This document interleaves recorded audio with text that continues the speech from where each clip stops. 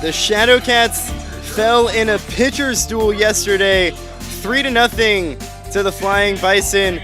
So it's take two here from Crutcher Scott Field at Abilene Christian University as the Shadowcats trying to even up the series at 1 apiece. It's the Shadowcats and the Flying Bison here in Abilene. Hello everyone and welcome to Crutcher Scott Field.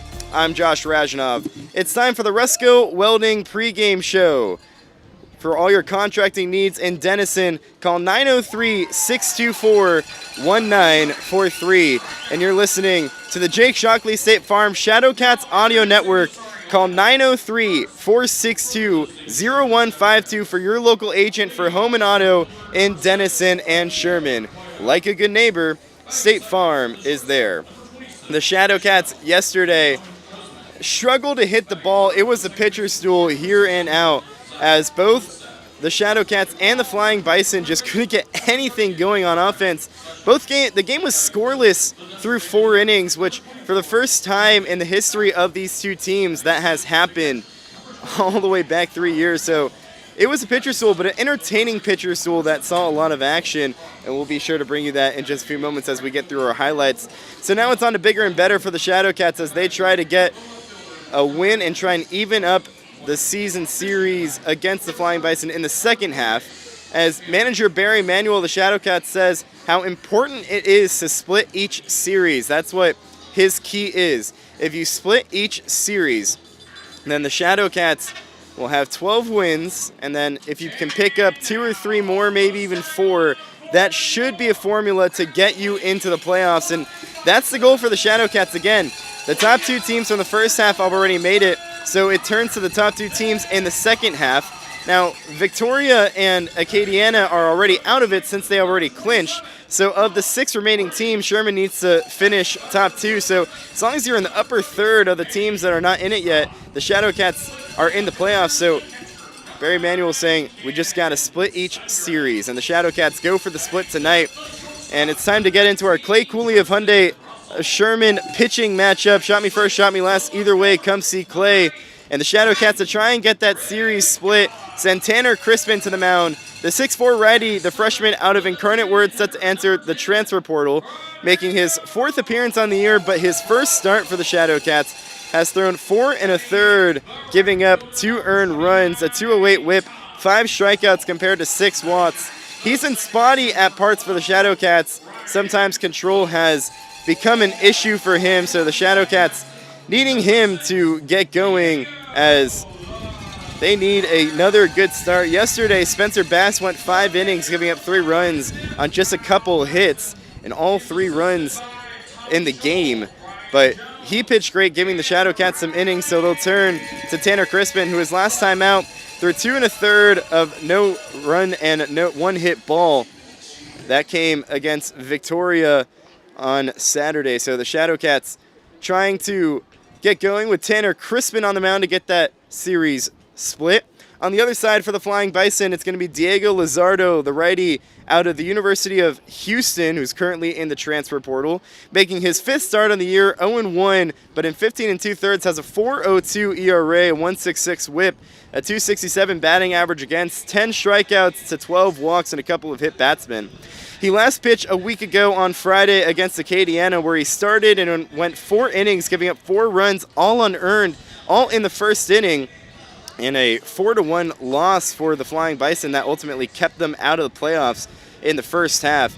In that game, Lizardo pitched pretty well, again, the unearned runs, but gave up 3 hits and 5 walks, also had 4 strikeouts. So a week later, getting the start against the Shadowcats, and it was a pitcher's duel yesterday. As we get into our highlights from yesterday's game, it could not have been more neck and neck, but some defense helped out for the Shadowcats to start. 1-0, Bravo goes, pitch misses inside, throw to second from Carnes. It is in time. Cole Carnes guns down Rodrigo Bravo, and that's how the bottom of the second ends. Flying Bison get 1 to reach, but then he's caught stealing at second and can't get anyone across in the bottom of the second. We go to the third, no score. And then a few innings later in the top of the 4th, it was more of the same, this time on the hitting side for the Shadowcats, unable to get anything going. 1-2 to Felstad.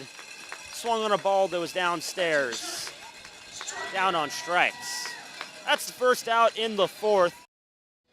It was 4 scoreless innings between the Shadowcats and the Flying Bison. The first time in the history of these two teams that they've gone that long without scoring. So you knew at some point someone had to break the scoreless streak. First pitch. This one line in right field slicing, and it gets down for a base hit. And it goes all the way to the corner. Chessel scores. Lewis right behind. Fakar rounding third. Here comes the throw from the cutoff man, not in time. It's a bases clearing double for Trey Smith. And Abilene strikes first. They lead it 3-0 in the bottom of the fifth. And that was a great ending to the season for Trey Smith, who was deactivated today, part of the first half roster, and doesn't stick around for the second half. So what an ending for him. He had all 3 RBIs yesterday. And the Shadowcats trying to keep it at just a 3-0 deficit and relied on some more defense. There's a hot shot sent. Caught by Bencosme. He fields, throws to first.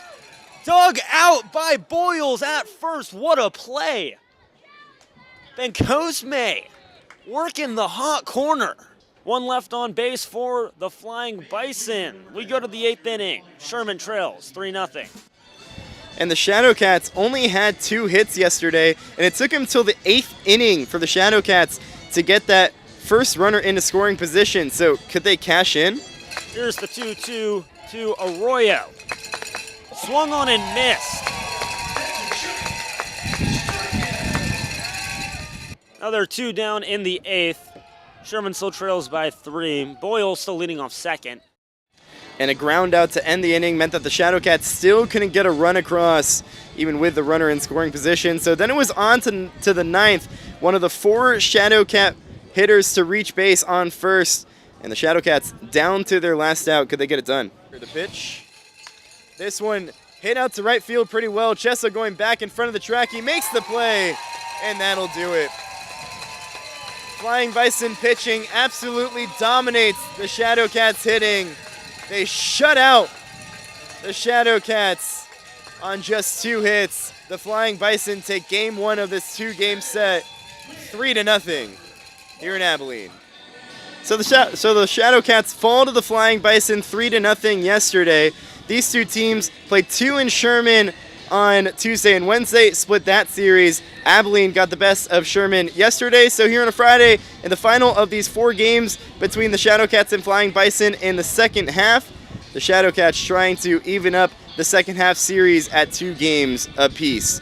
So the Shadowcats trying to do that in just a few moments as we're about 10 minutes away from first pitch. So the Shadowcats trying to get going and split the series. And when we come back, we chatted with Barry Manuel, Shadowcats manager, on the Abel Alleman Roofing Coaches Report to hear what he had to say about yesterday's loss and how the Shadowcats can get a win today. So stick around for that. You're listening to the Resco Welding pregame show on the Jake Shockley State Farm Shadowcats Audio Network.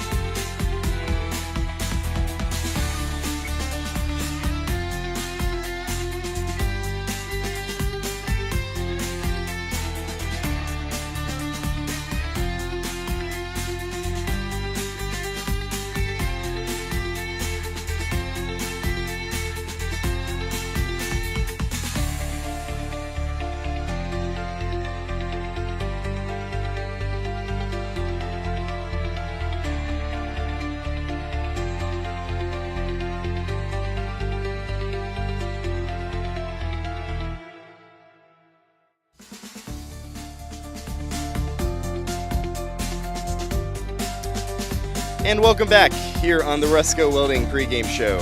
Josh Rajanov, and it's time for our Able Alleman Roofing Coaches Report. I'm joined by Shadowcats manager Barry Manuel ahead of today's game. Coach, how we doing? I'm doing great, Josh. Hope you're enjoying Abilene and getting to play at this beautiful ballpark. We know we didn't really talk about it yesterday, but this is a really nice stadium here at Crutcher Scott Field at ACU. Great crowd on hand yesterday. What was it like for your players to play in front of a crowd like that? I really think it was a great atmosphere. I looked in the stand, I saw the people out there. I saw how nice, it's a great facility all the way around. Campus, everything. So I've walked around a couple of times, but it's really nice. It's getting a little hot on that turf, but that's all right, though. But I just like the facility. I like the way it's set up. I like where the people kind of like on top of you a little bit in a good way. They're right there, and they were making a lot of noise. They always had cowbells or something going on. Yeah, it was a lot of cowbells in the crowd yesterday. But with that noise and with that crowd, yesterday it felt like the crowd didn't affect the Shadowcats too much, at least on the pitching side.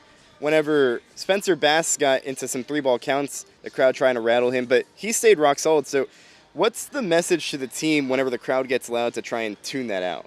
You have to zone them out. You have to. It's kind of like For the Love of the Game, that movie where he's on the mound and he's hearing the crowd. Reference. He's hearing the crowd and clear the mechanism. He has to step off and clear the mechanism because you can't pitch when they're. If you hear it, you're not in the game. When you're in the zone, you hear zero. You hear nothing. And he did a great job on the mound, Bass, yesterday. He got some 3-ball counts, like you said, but he got out of those jams. And really, that's what kept us in the ball game right there.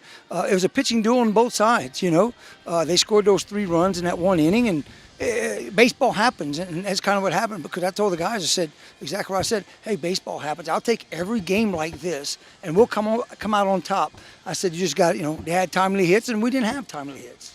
And yesterday, it definitely was a pitcher's duel and felt like your team needed Spencer Bass to eat up innings as your starter. And you only had 2 pitchers yesterday. How important was that with the pitching staff very thin for the Shadowcats? How important was it for Spencer Bass to come out and eat up 5 innings and then Tyler Carnes right behind to eat up? We could maybe get him to 4 or 5, somewhere in there, and get in with, with Carnes. And he's supposed to start in a couple of days, but I said, we're going to use him up here. It's fresh. A lot of guys ready to go. We got Crispin on the mound. He's ready to go. So I'm excited to see what happens today. And yesterday, a pitcher's duel, and then Tanner Crispin on the mound today for the Shadowcats, chatting with Shadowcats manager Barry Manuel. What do you have on Crispin, who's had a rocky start, been good and had some rough moments as well? What do you have on him, and what can you expect out of him, and what do you hope from him today as a Shadowcat starter? Well, I know he's a strike thrower because I've looked up his stats in the past. He don't walk many guys. He's walked some here, and it's kind of rare, but I'm hoping he gets out on the mound and pounds his zone, and it's kind of like yesterday. See how far they can hit it. Put the ball in the zone and let him hit it. Just don't walk guys in the front of him. And, he's got a good fastball. He's got a good breaking ball and changeup. And we'll go from there. But I'm really excited. Hopefully he can do the same. He can repeat what we did yesterday, give us at least 4, maybe 5, and then go to the bullpen and see what happens there. And on the opposite side of yesterday, needing to get the offense going, so you think it was just a pitcher's duel yesterday, but what do you think what was Abilene doing well that was limiting the Shadowcats' bats? Well, I feel like they were pitching. We had a bunch of ground balls at second base. They were throwing fastballs and breaking balls away, sliders away, and we were playing pepper with the second baseman. And don't get me wrong, we hit some balls hard, we hit some Adam balls, but overall, I think we had a lot of ground balls, which I'm not okay with, but we put it in play. We weren't striking out. The thing about it is, yesterday we just didn't have as many quality at bats as we've had in the past. But again, we've scored 6, 7, 8, 9, and 10. It's going to happen that way sometimes. And it's unfortunate those 3 runs came that inning. My brain was saying, we're going to go for a while with a 0-0 ball game. And there's going to be who's going to come out, who's going to do the little things and come out and be on top. It just so happened it didn't go for us. But I was pleased with it, even though we fell short, because I told the guys we deserved to win today, even though we lost, by the way we played. And the Shadowcats lost that one 3-0, but you're right, it just was a baseball game. I'm sure you've had your fair share of pitcher's duels. What's the pitcher's duel that comes to your mind whenever you think of this is just a great baseball game? Well, in times, some of mine, but really, honestly, I think of Nolan Ryan when he's had all his no-hitters, and again, he's had no-hitters, and then he had the opponent going right back with him doing the same thing sometimes. It's a pitcher's duel. You go out, and you just got to keep focused and not think about what's going on in the game, but you just got to go out and keep going and pounding the zone and getting guys out, because when you start thinking of what's going on in the game or what's transpiring in the game, then next thing you know, you fall apart a little bit. So on the offensive side, how do you respond and try and get more than a goose egg on the board in today's game? I think just be patient again. Get out there and do what we did yesterday in a sense, but be a little more patient for that certain pitch because I felt we hitting that fastball away, which they were hitting the corners against us. Look for that pitch middle to a little bit away and drive that ball to right field, especially on breaking ball and a slider. You got to go to right center on that slider, but just be patient up there. Make their pitch count get up. Get the starting pitcher out of the game as fast as we can and get to their bullpen and see what we can do. Yesterday you talked about the importance of seeing pitches at the plate. What was the approach yesterday, and do you think your team did that despite the 3-0 loss? I think we did. I think we could have seen a little bit more pitches, but overall I thought we did really well looking at pitches coming in. And again, the biggest thing for us, for me, when I explained to the guys, if I get an out, one of our guys gets an out on a ground ball the pitch before, we can't swing the very next pitch and get an out because that's benefiting the pitcher on the mound. That's 2 quick outs right then and there. We got to see more pitches coming in so we can get his pitch count up because I don't want to get our pitcher back out on the mound too fast and our defense back out on the mound too fast. Work the counts a little bit. 3-1 count. Most of the time guys throw a 3-1 whatever, gets a 3-2. They throw the same thing 3-2 a lot of times. So work that count, get in there to where the pitch count gets high and like I said, get that starter out of the way. And if we can get that started out in 3 or 4 innings, we're doing our job. The Shadowcats tried to do that to try and get a win and split the series with the Flying Bison. Coach, thank you so much for joining the show. Thanks, Josh. Really appreciate it. Go Cats. That's Shadowcats manager Barry Manuel ahead of today's game with the Flying Bison. Coming up, lineups and first pitch. Stick around on the Resco Welding pregame show. And the Shadowcats trying to get that win, to get that series split. As we mentioned, the Shadowcats wanting to split every single series. That is the goal, Barry Manuel said, and then get some wins. So the Shadowcats trying to get a win over the Flying Bison after the Flying Bison shut out the Shadowcats yesterday. Should be a fun one here from Abilene as we get into our vanguard of GMC starting lineups. For the Shadowcats, Ricky Riccio leads off and plays center field. Izzy Ben-Cosme bats second at shortstop. Zach Felstad in the 3-hole, and he plays second. Tyler Sessions in the 4-hole, the third baseman. Camden Babcock, the DH, in the 5-hole. Charlie Boyles in the 6-hole is the catcher. Cole Carnes bats 7th, plays first. John Langhennig plays right and bats 8th. Bubba Moya rounds out. Ana Ficara leads off and plays center field. Colin Bruning, the first baseman, bats second. Manny Salas playing third base, batting in the 3-hole. Paula making his season debut. Bats in the 6-hole, plays left. Comes out the lineup for Tanner Crispin on the bump for the Shadowcats. Should be a fun one. And before we take it to first pitch, we take one more quick break. You're listening to Sherman Shadowcats Baseball on the Jake Shockley State Farm Shadowcats Audio Network.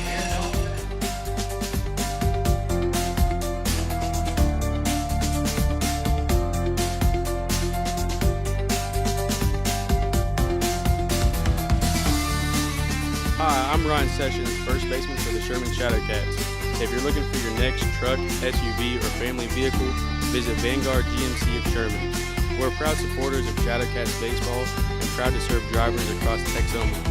Shop our selection of new GMC trucks and SUVs and let our team help you find the perfect fit. Stop by Vanguard GMC of Sherman at 3314 Texoma Parkway in Sherman or visit VanguardGMCofSherman.com.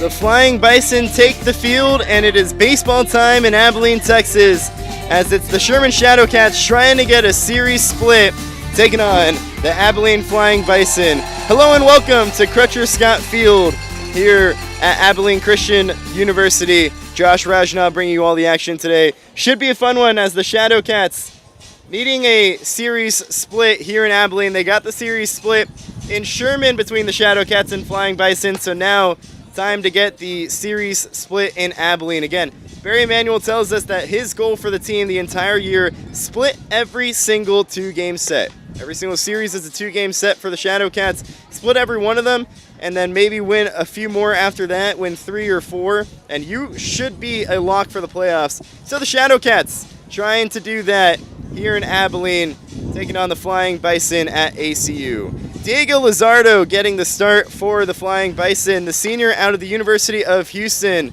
In the transfer portal right now with a year of eligibility. The righty stands at 6 foot and making his 5th start on the year in 15 2/3 innings of work. Has a 4.02 ERA, a 1.66 whip, a 2.67 batting average against, 10 strikeouts and 10 walks and a couple of hit batters.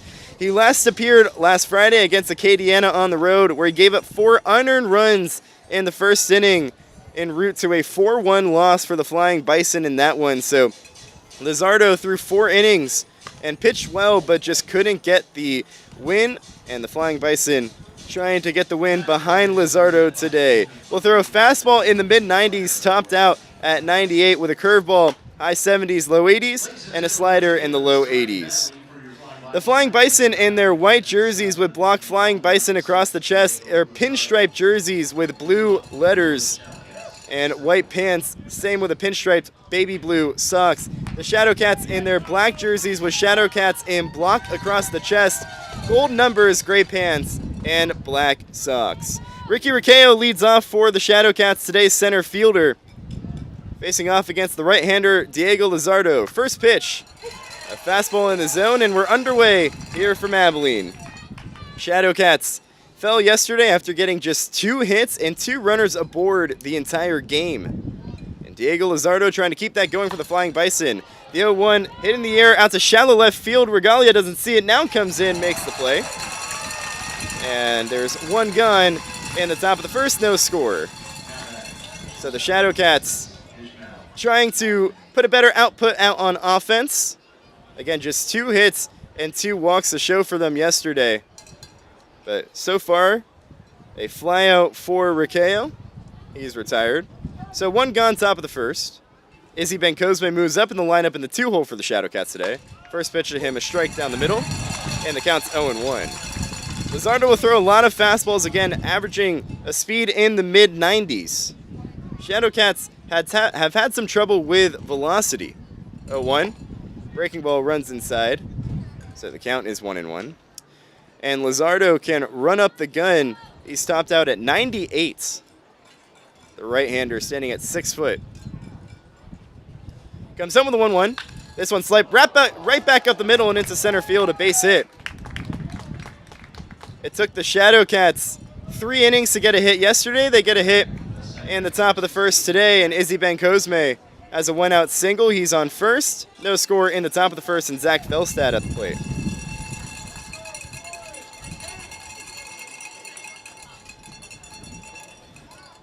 Felstad yesterday, 0 for 3 with a walk. He walked in the 9th inning to try and give the Shadowcats some hope at a 3-run comeback to no avail.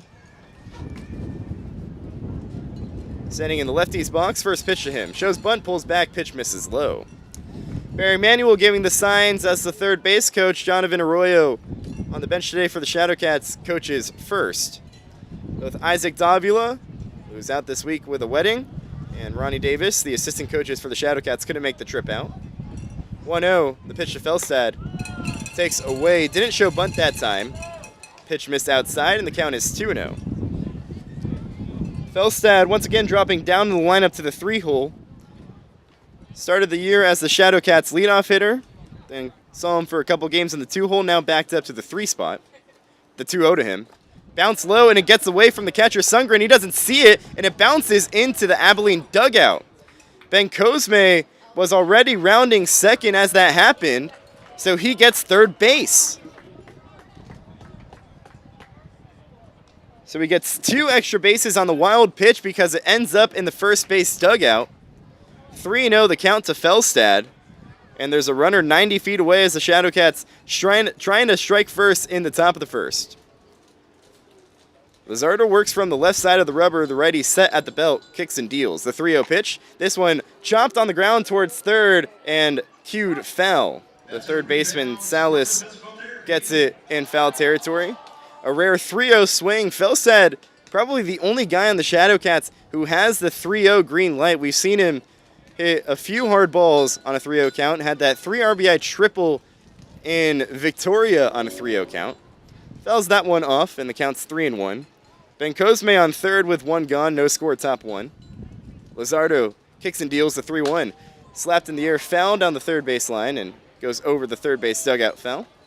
Out of play, so the count is 3-2. So Lizardo goes from 3-0, gets back into the count. Full count to Felstad, the lefty trying to drive home a run. Lizardo set at the belt, comes home with the payoff. Chopped right back up the middle. Russell, the shortstop, comes over. It hits off his glove, and it's into center field, a base hit. Ben Cosme scores. A big turn at first for Felstad as the center fielder Ficara gets to it. But it's an RBI single for Zach Felstad, and the Shadowcats strike first in the top of the first. They lead it 1-0. It took 5 innings for either team to score in yesterday's game, and only an out into the top of the first, and the Shadowcats get a run. So they lead it 1-0, a very rare occasion where Sherman does strike first, and a runner on first in Felstad. Tyler Sessions at the plate. First pitch to the lefty. Breaking ball on the outer half, so the count's 0-1. Sesh struggled in yesterday's game. He went 0 for 4 with 4 Ks, got the golden sombrero. All 4 strikeouts came on breaking balls below the zone. Saw a breaking ball there, didn't offer at it. And now sees the 0-1 pitch. Big wave and a miss, once again out in front of a breaking ball. So the count's 0-2, Sessions just not seeing the curve. In his first 2 games, has had 5 extra base hits, a home run and 4 doubles. But yesterday, in his 3rd game, 0 for 4 with 4 Ks. Felstad going on the 0-2, pitch swung on a miss. The throw to second, not in time, and gets into center field. Felstad pops up, heading for third. Ficara, the center fielder, gets to it and throws it into second base. Felstad steals second and then reaches third on the error. And the Shadowcats once again have a runner 90 feet away, but now with 2 outs after the strikeout to Sessions, who in his last 5 at-bats has 5 strikeouts, all of them swinging on breaking balls low.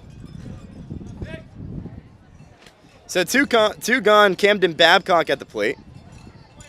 As Lizardo comes set with Felstad off third, the pitch. Babcock takes on the outer half, and the count's 0-1. Wasn't in the lineup in yesterday's game, dealing with some arm issues, but said he just needed to get a day off. And now back in the lineup today in the 5-hole, had the 2 RBI double on Thursday to tie up the game. 0-1, Babcock takes inside. Chad Kretzmer calls the balls and strikes from behind the plate. Matt Loudermilk was the home plate umpire yesterday, moves over to third. Bernie Waldman, the first base umpire. Righty-righty battle. Lizardo comes set. Deals to Babcock. 1-1, chopped on the ground towards short. Russell comes over, backhands it, can't field it cleanly. Doesn't throw to first. It's an infield single for Babcock. Felstad comes home to score, and it's 2-0 Sherman in the top of the first. Would have been a tough play anyways for Russell, who went for the backhand and just couldn't squeeze it in his glove. It's ruled a hit for Babcock. Now they rule it an error. So Babcock reaches first, but a run comes across. It's 2-0 Sherman. First pitch to Charlie Boyles. Breaking ball dropped into the zone. So the count's 0-1. So Babcock on first after the error. Shadowcats creating pressure on the base pass to lead to 2 runs. The 0-1 to Boyles. Fouled straight back, and the count is 0-2. Ben Cosme singled with 1 out in the first, and then got to third on a wild pitch that went into the Abilene first base dugout. He came around to score on a Felstad single, who then stole second and then reached third on the throwing error. He comes home to score on the error. 0-2 pitch. Boyles cuts down and misses. It's the second strikeout of the inning from Lizardo, and that retires the side. But the Shadowcats get a couple of runs on a couple of hits and strand one, including an error. We go to the bottom of the first, 2-0, Shadowcats on top. You're listening to Sherman Shadowcats Baseball on the Jake Shockley State Farm Shadowcats Audio Network.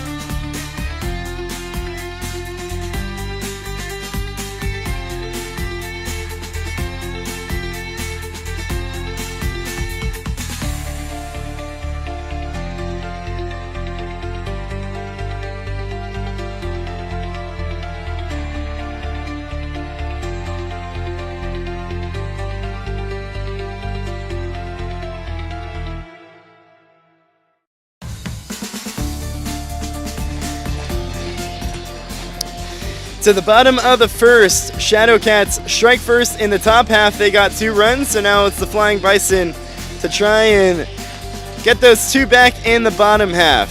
As the Shadowcats finally strike first in a game, something that they hadn't done in a while and something that they have really struggled to do.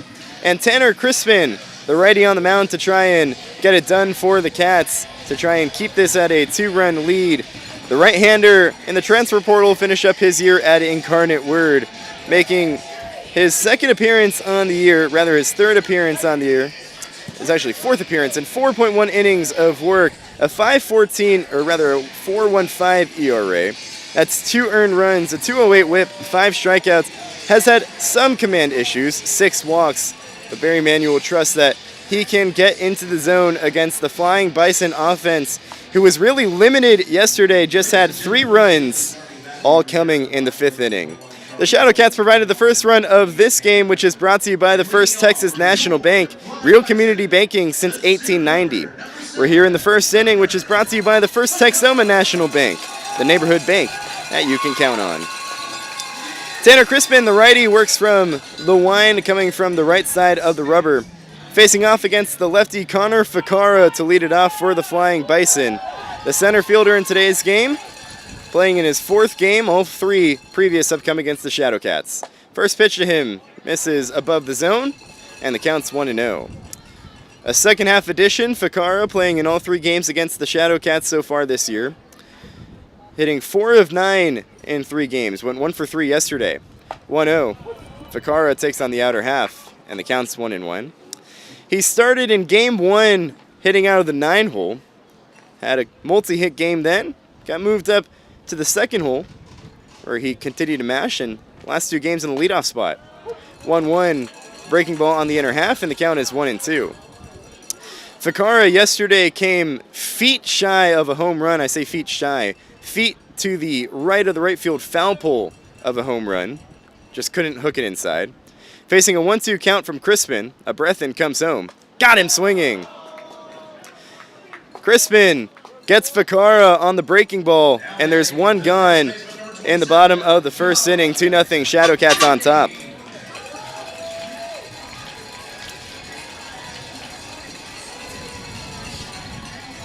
So a good start for Tanner Crispin, the righty in the transfer portal out of Incarnate Word, who says he's looking for a D2 or a lower level D1 to go play at. First pitch into Colin Bruning, misses low. Bruning, native to Abilene, Texas, and playing close to home at the old home of the Flying Bison, goes to McMurray University. Got his first action with the Flying Bison yesterday.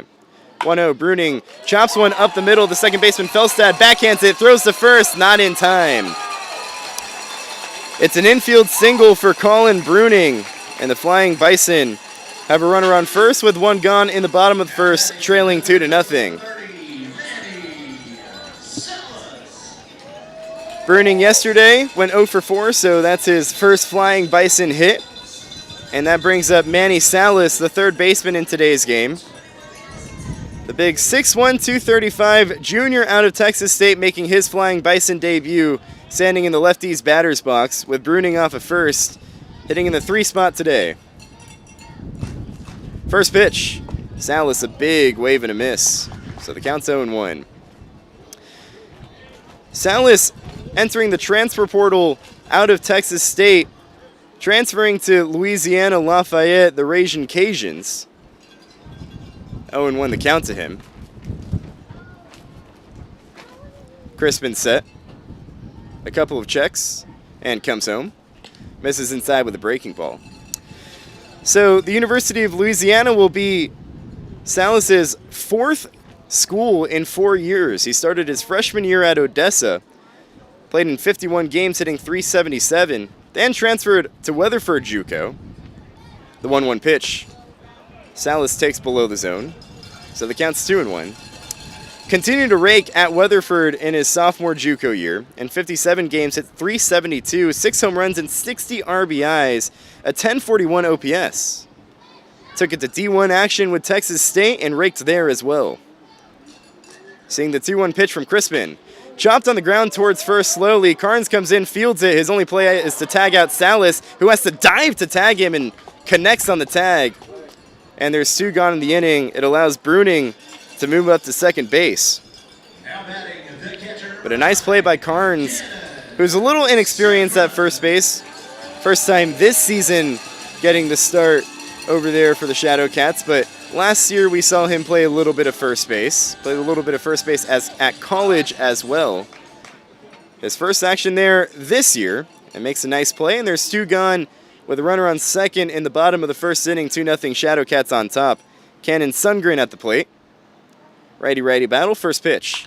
This one flared foul over the locker room down the right field line. 0-1 the count. Bruning off a second as Abilene trying to cut into this 2-run deficit. Tanner Crispin trying to get the shutdown inning in the bottom half of the first after his offense got him a couple of runs in the top half. Sundgren yesterday in his season debut for Abilene went 1 for 4. The 0-1 breaking ball misses high.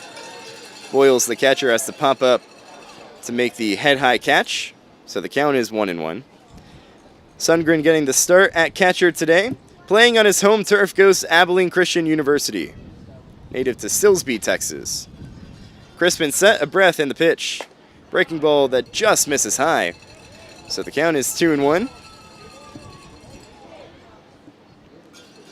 Finish up his junior year at ACU. Trying to make an impact on his home turf, this time for the Flying Bison. A runner in scoring position and 2 outs. Crispin, a long look at second, comes home. Big cut and a miss. Sundgren went waving and missing at a fastball above the zone, so the count evens. 2 balls, 2 strikes, 2 gone in the bottom of the first. 2-0 Sherman on top.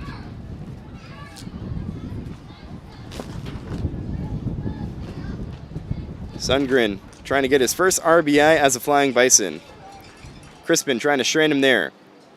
2-2 pitch. Fouled straight back on a high fastball, and we'll do it again.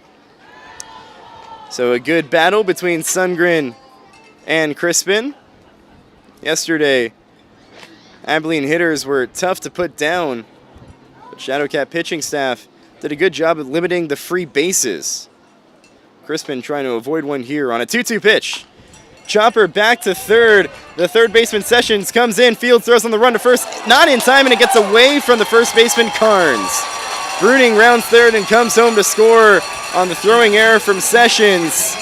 And the Flying Bison cut the deficit in half. It's now 2-1 in the bottom of the first. Probably one that Tyler Sessions should have ate at third base, pressing too hard to get the last out of the inning. But because of the throwing error, it allows Bruning to come home to score and allows Sundgren to get to second base. So the Flying Bison get a run, and now the tying run in scoring position. Lefty Russell at the plate. First pitch to him. Cuts on and misses at a high fastball, and the count's 0-1. No errors in the field for the Shadowcats yesterday. It was one of their cleanest games of the year. But an error here in the bottom of the first, and it's 2-1 Shadowcats still on top. Trying to keep it there. 0-1. This one hit in the air down the left field line, fading. Moya going after it, and it lands in foul territory. That's a rebound. So the count is 0-2 as Russell retreats back to the plate. As that one landed to the left of the left field line, just by 10 or so feet.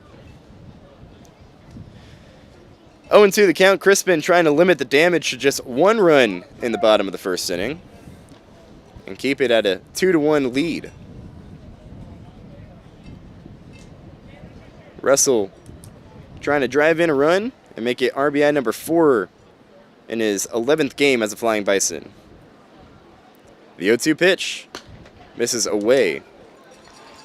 The catcher Boyles was set up for a high fastball, but then the pitch missed in the righty's batter's box to the lefty Russell. So the count's 1-2 as Crispin trying to get his second strikeout of the game. The 1-2 pitch misses high. Couldn't snap down the breaking ball. So the count goes from 0-2 to 2-2. Still 2 gone and a runner on second. Bottom of the first, 2-1 Shadowcats on top. Sundgren the lead 180 feet away. Crispin looks at him and comes home with a 2-2. Chopped on the ground to first, fielded by Carnes in fair territory. Touches the bag himself, and that retires the side. But the Flying Bison do strike in the bottom of the first. They get a run on a couple of hits in strand 1. And we go to the top of the second, 2-1, Sherman on top. You're listening to Sherman Shadowcats Baseball on the Jake Shockley State Farm Shadowcats Audio Network.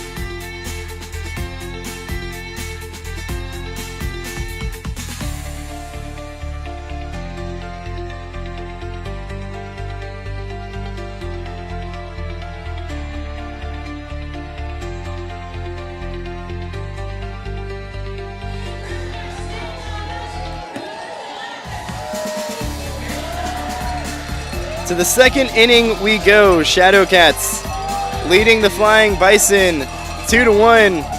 Bottom third due up for the Cats. Cole Carnes, Sean Langhenig, and Bubba Moya. Diego Lizardo back out for another inning of work. The righty coming home to the lefty, Cole Carnes. First pitch. Big wave and a miss on a high fastball. So the count's 0-1. Had a great day today trying to discover Abilene, Texas. Those listening home from Abilene will know that Jay's Barbecue Shed, a good spot, as the 0-1. That one's line foul, and the count's 0-2. And while we were having some really good barbecue, which is in the Texas top 50 of barbecue at Jay's Barbecue Shed, ran into some Flying Bison fans and got a chance to chat with them about their team. The 0-2 to Carnes misses high, so the count's 1-2. You can really see how well this fan base comes together for their team, and another really good crowd on hand tonight, probably another 700 to 900 fans in attendance today. The 1-2 pitch, got him swinging. Carnes goes waving, comes up empty on a off-speed pitch away to the left-hander, and there's one gone in the top of the second inning. When chatting with the fans, they were very positive about their team, saying how unique this team is to this city. And the Flying Bison yesterday wearing their Prairie Dog throwbacks, a team that originated in the 1990s. The pitch to John Linkenig at the plate. The righty slaps one foul over first base dugout. So 0-1 the count. And one thing that I found interesting is when he was talking about his sports fandom, he goes, I grew up watching the Abilene Prairie Dogs. 0-1 slapped right back up the middle and into center field, a base hit. How about John Linkenig getting his first hit of the season for the Shadowcats? Usually a starting pitcher, but inserted into the lineup as the Shadowcats only have 11 available hitters today. John Linkenig, one of them, and does a good job of slapping one right back up the middle. Again, he hit in college going into the spring year, but the spring season was when he was determined to be a pitcher only. First pitch to Bubba Moya. Taps one on the ground to the right side. The second baseman, Lewis, giving chase. Cuts it off from going to the outfield. Throws to first in time to get Moya. That ball was hit so far to the first base side of second that Lewis's only play was to first base. And it moves Langhanig up to second base. But there's two gone. Lineup flips back to the top to Ricky Riccio.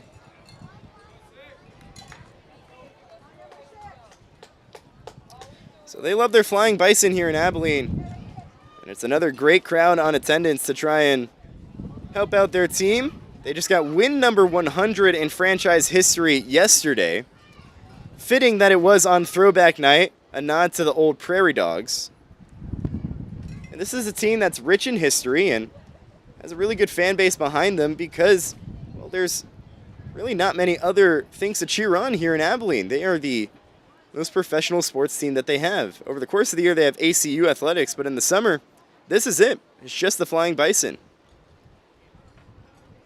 Before the first pitch into Ricky Riccio, step off to check in on Langhanig on second. He's back in standing up. So these fans, this team means a lot to them.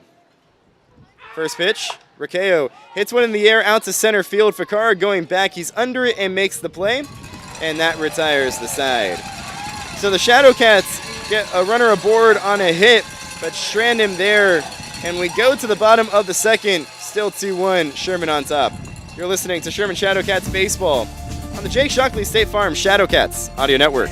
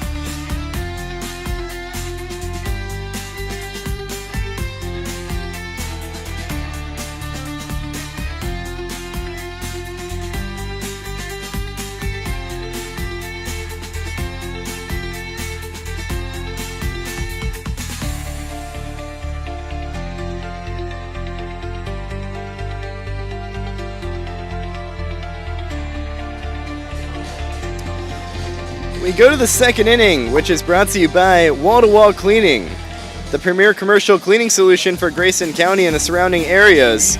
We don't cut corners, we clean them.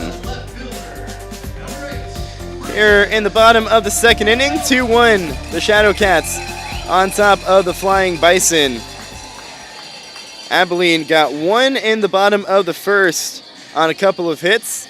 Tanner Crispin looked good, got ahead of hitters, but a couple of soft contact hits allowed a run to come across. So he's back out for another inning of work. Braden Regala making his season debut for the Flying Bison. Steps into the lefty's batter's box. First pitch to him. That one misses high.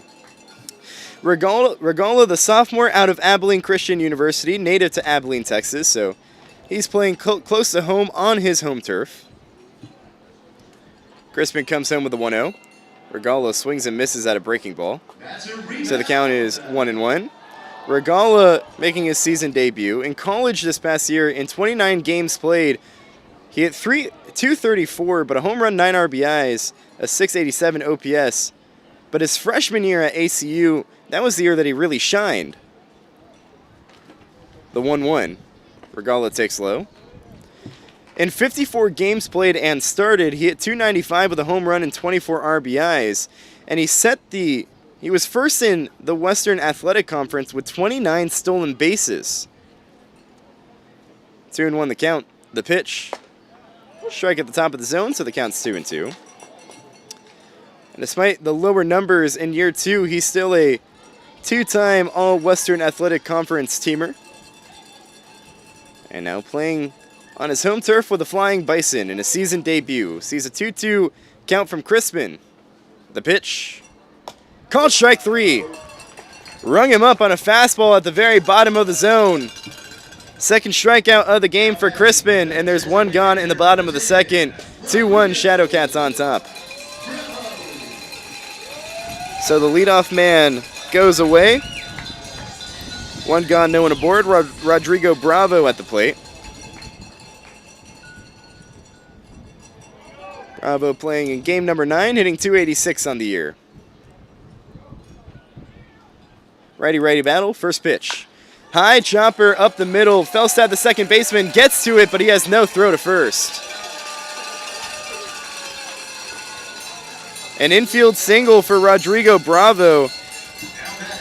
Colin Bruning had a single that looked very identical in the bottom of the first. Here in the bottom of the second, Bravo says, anything you can do, I can do better. Well, it's about the same, and he's aboard on first with one gone. 2-1 Shadowcats on top in the bottom of the second. A threat to go, and a decent lead off of first. He's staying put. First pitch of Tom Chessel misses low and away, and the throw to second as it was a delayed steal from Bravo. He got him. Boyles had to go to the dirt to block that ball. Got up quickly through to second and gunned down Bravo trying to take advantage. And it's the second out of the inning, and it clears the base pass. No one aboard, 2 gone, and it's still a 2-1 lead for the Shadowcats in the bottom of the second. The 1-0 pitch to Chessel. Chopped foul right back towards me, but the net in front of me saves it. So the count's 1-1. So a mistake on the base pass for the Flying Bison, as it erased the base runner in this inning. And the 1-1. Chessel with a high pop-up towards the second base position, now fading towards Carnes at first. He's under it and makes the play, and that retires the side. The wind swirling that one up in the air as it's another windy day. Wind blowing in from left, and it pushed it to Carnes at first. He makes the play. And the Flying Bison don't go down in order, but Crispin faces the minimum in the second. After Bravo singled, he was gunned down, caught stealing. And we go to the third, no runs on no hits. It's still 2-1 Sherman on top. You're listening to Sherman Shadowcats Baseball on the Jake Shockley State Farm Shadowcats Audio Network.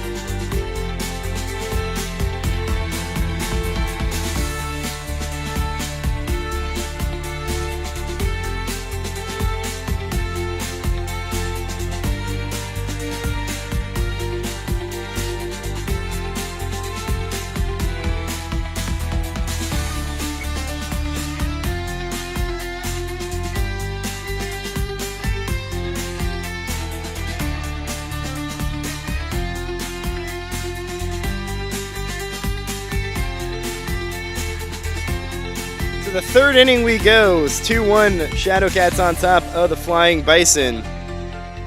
Diego Lizardo back out for another inning of action. He'll face Izzy Bencosme to start this one. Righty-righty battle. First pitch bounced low and away with a breaking ball. And the count is 1-0. Lizardo in the transfer portal out of the University of Houston. This past year at Houston, only made 9 appearances and 6.1 innings of work.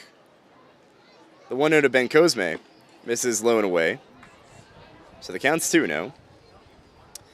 He had 23 innings in his sophomore year. He was one of just 10 Houston pitchers to reach 20-plus innings, but then in his junior year, dropped down to 6.1.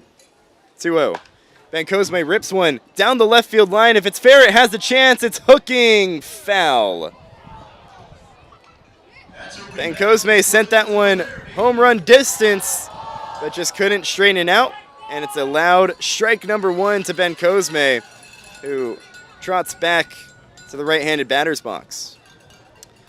So Lizardo, lucky to see that pitch back into the ballpark. 2-1 the count. And the pitch. Bencosme takes on the top part of the zone. The count's 2-2. Didn't play his freshman year, but Lizardo, overall, 29 and a third innings of work in his college career and 2 years of action at Houston. 2-2, misses low and away. So the count's full. And now in the transfer portal with 1 year of eligibility left, a guy with electric stuff, a mid-90s fastball that tops out at 98. Curveball and a slider mix, getting the start today for Abilene. On a payoff pitch. This one popped towards the first base dugout, has a chance to stay in play. Bruning slides, and it lands in the Abilene dugout. So the first baseman can't make the play. So the count remains full to Izzy Bencosme. The shortstop in today's game out of Southwestern Community College, native to Miami, Florida. In his second season with Sherman, trying to add on to the 1-run lead here in the top of the third. Lizardo set and deals the payoff pitch. Called strike 3. Rung up Bencosme with a fastball on the outer half. That's another strikeout for Lizardo, his 4th. And there's one gone to start the top of the third inning. No one aboard, and still 2-1 Shadowcats on top.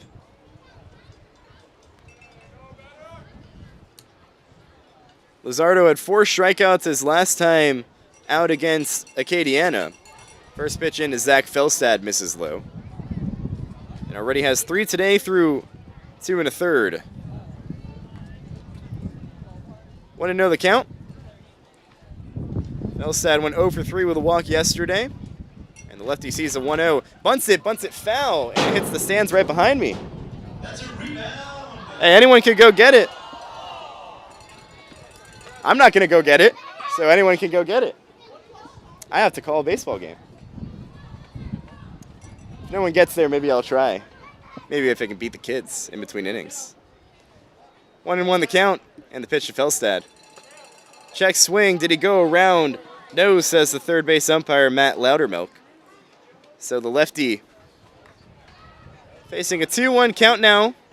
Diego Lizardo, the righty, trying to get Felstad, who singled his first time up.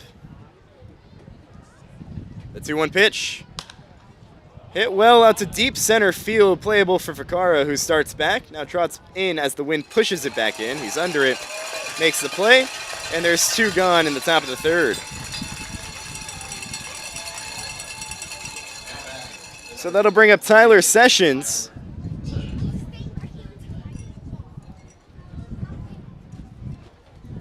The lefty on an 0 for 5 streak has 5 strikeouts in his last 5 at-bats. Trying to change the tide and extend the Shadowcat 2-1 lead in the top of the third. First pitch cut on and fouled off to the left side. And the count is 0-1.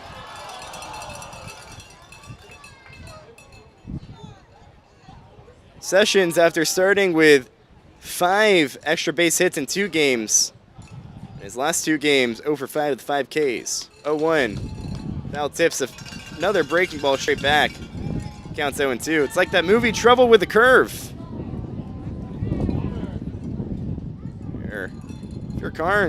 If you're Sessions, he can mash the fastball. And we've seen him hit a few breaking balls, but has struggled with it recently. See what he sees on an 0-2 pitch. Fastball misses up. Luzardo trying to set up the lefty. 1 ball and 2 strikes. Luzardo, a couple of shakes, comes set at the belt. Deals the 1-2 to Sessions. Rolled on the ground towards second, backhanded by Lewis. Picks it up, fields, throws to first. A bit low, dug out by Bruning, and that retires the side. So the Shadowcats go 1-2-3 in the top of the third. We go to the bottom half. 2-1 Shadowcats on top of the Flying Bison. You're listening to Sherman Shadowcats Baseball on the Jake Shockley State Farm Shadowcats Audio Network.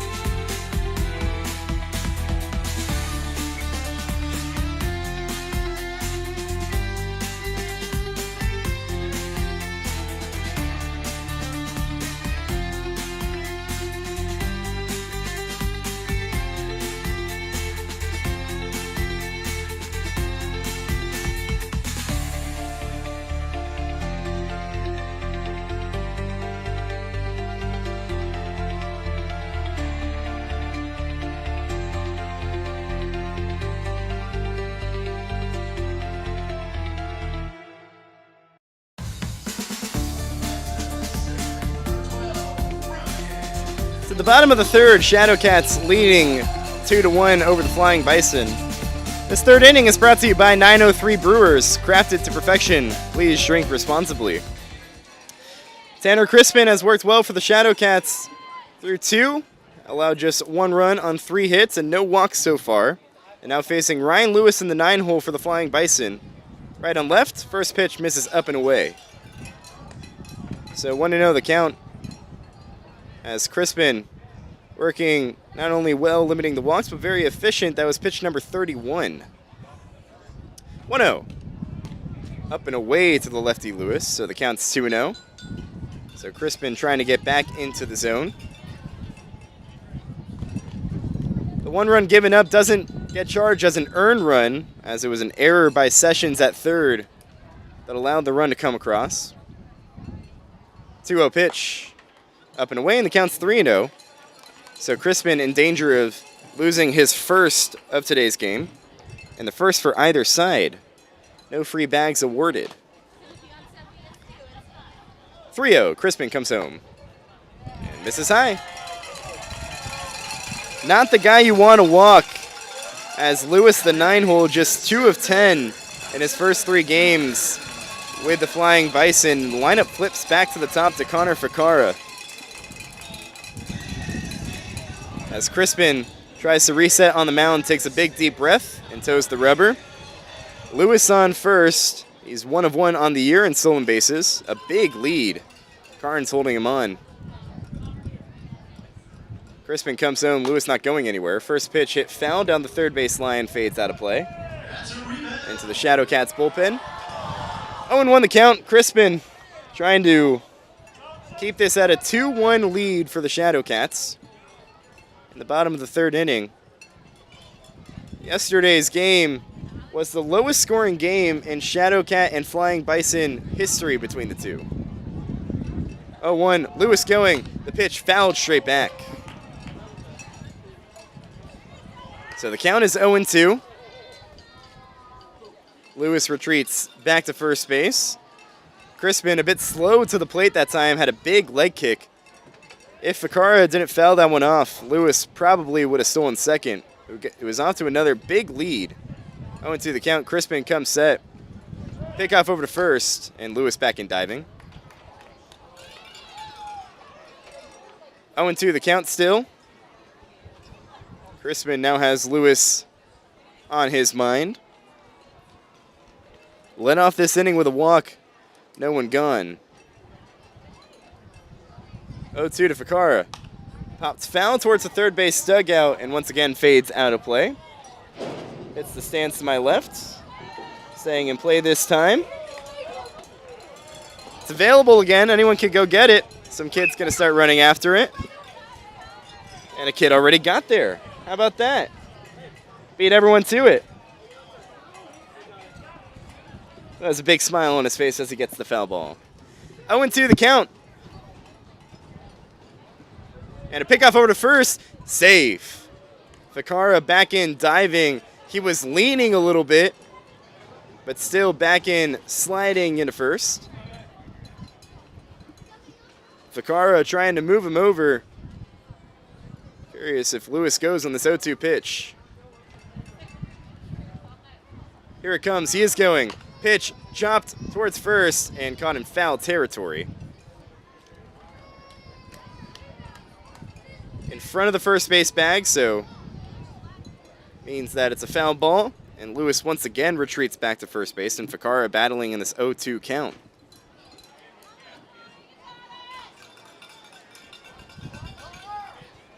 The freshman out of Angelina College, native to Katy, Texas. 0-2, Lewis staying put. Pitch misses up and away. Not sure if that was a designed pitch out, but Boyles popped out of his catching stance as if it were a pitch out. But Lewis not going, so the count is 1-2. Lost Art, a pitch out. Lewis another big lead off of first. 1-2 pitch. This one chopped on the ground to first, foul. Past the dive of Carnes and just to the right of the first base bag. And Ficarra doing a good job fouling off a few pitches here.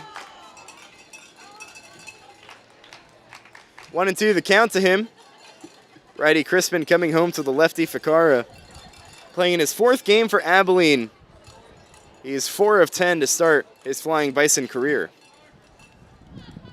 Lewis on first, no one gone. 1-2 pitch. Misses high. Tried raising the eye level with another high fastball. Ficarra lays off. Count evens 2 balls, 2 strikes. Here in the bottom of the third, 2-1 Shadowcats on top. Lewis on first with no one gone. Big lead once again. A couple of checks. He's going on a 2-2 pitch. Swung on and missed. Throw to second. They got him. No! The throw was in time, but I guess Ben Cosme missed the tag. Oh, so close to a strike him out, throw him out, but they get 1/2. Ficarra goes back to the first base dugout, but it's a stolen base for Lewis. So he's on second with 1 gone. Colin Bruning at the plate. And the tying run in scoring position, Shadowcats leading 2-1 in the bottom of the third. Crispin set comes home. Bruning takes down the middle. So the count is 0-1. Man, that was a great throw from Boyles behind the plate. And I'm not sure if Ben Cosbe just didn't get the tag down, but the throw definitely beat him there. 0-1. Bounce low. Nice stop by Boyles, and Lewis not going off a second.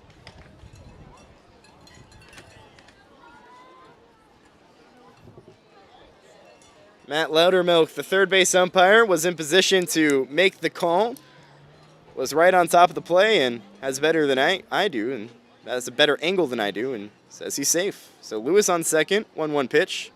Breaking ball dropped into the zone. The count's 1-2. A slow get me over curveball from Crispin. Dropped into the zone. Bruning in a hole now 1-2. Singled his last time up, came around to score. The sophomore out of McMurray here in Abilene. With Lewis on second. 1-2 pitch. Got him swinging. Pitch bounced in the dirt with first base open. They have to throw to first in time to get Bruning, and Lewis moves up to third. So it's a strikeout and a 2-3 putout, but it allows Lewis to get to third base. There's 2 gone. And now Manny Salas at the plate in his first game with Abilene, trying to tie up this ball game. 2-1 Shadowcats on top with 2 gone in the bottom of the third and a runner 90 feet away. First pitch to Salas. Breaking ball misses low and in. The count's 1-0. Salas grounded out to first his first time to the plate on a high chopper to Carnes. A guy who can get a hold of one, hit 16 home runs in college this past year with Texas State.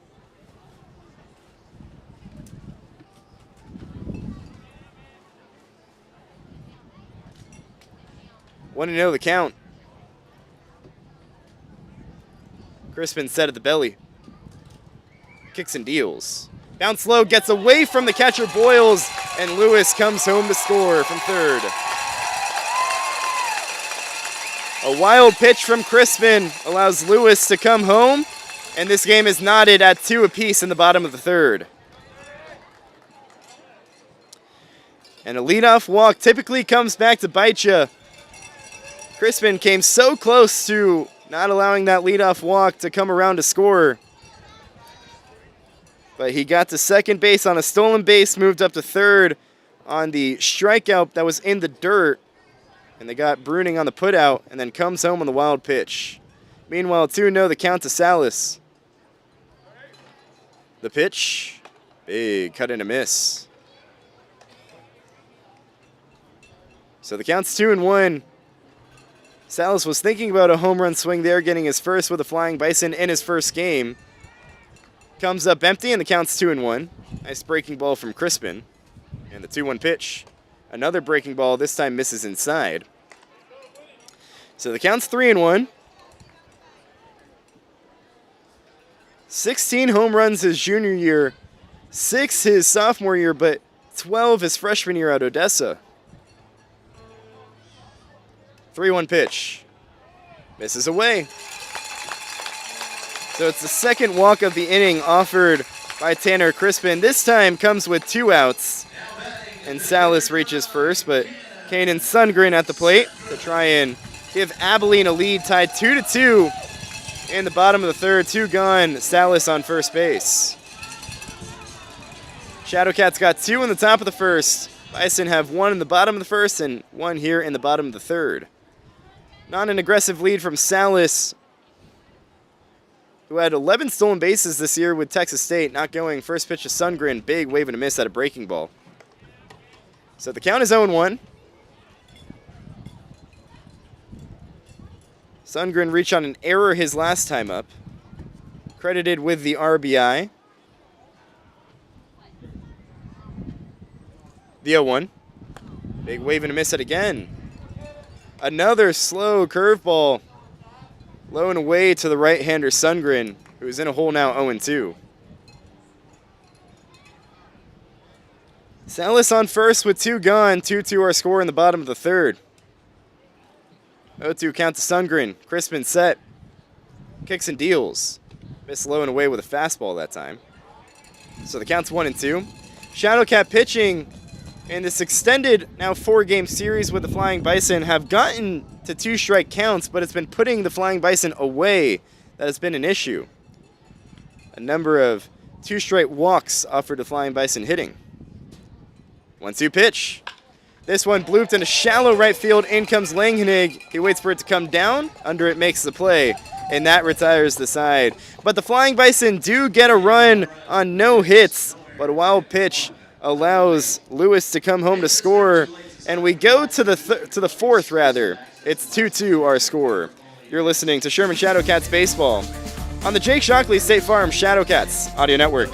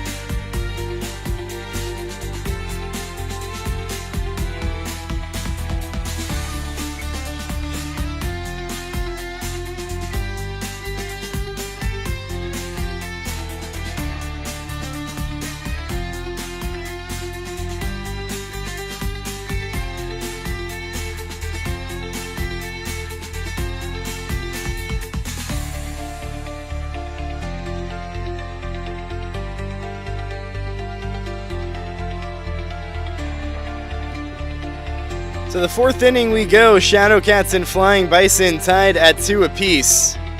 Diego Lizardo back out for another inning of work. The righty has gone 3, giving up 2 runs, none of them earned, with 4 strikeouts and no walks.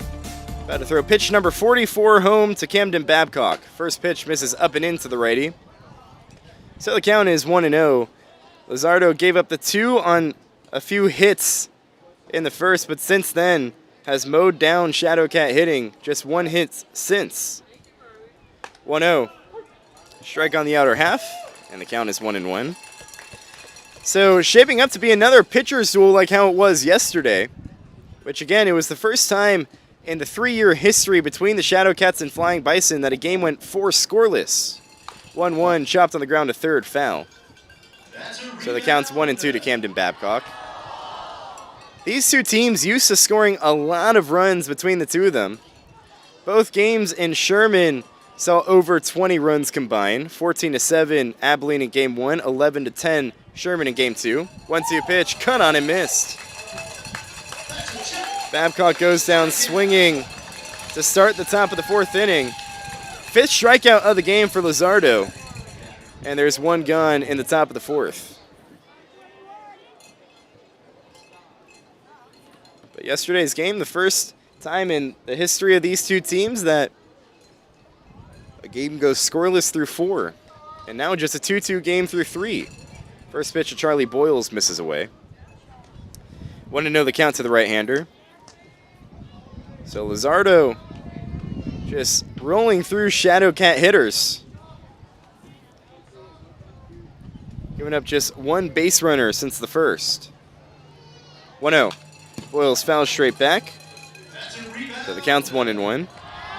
Today's catcher struck out his first time up.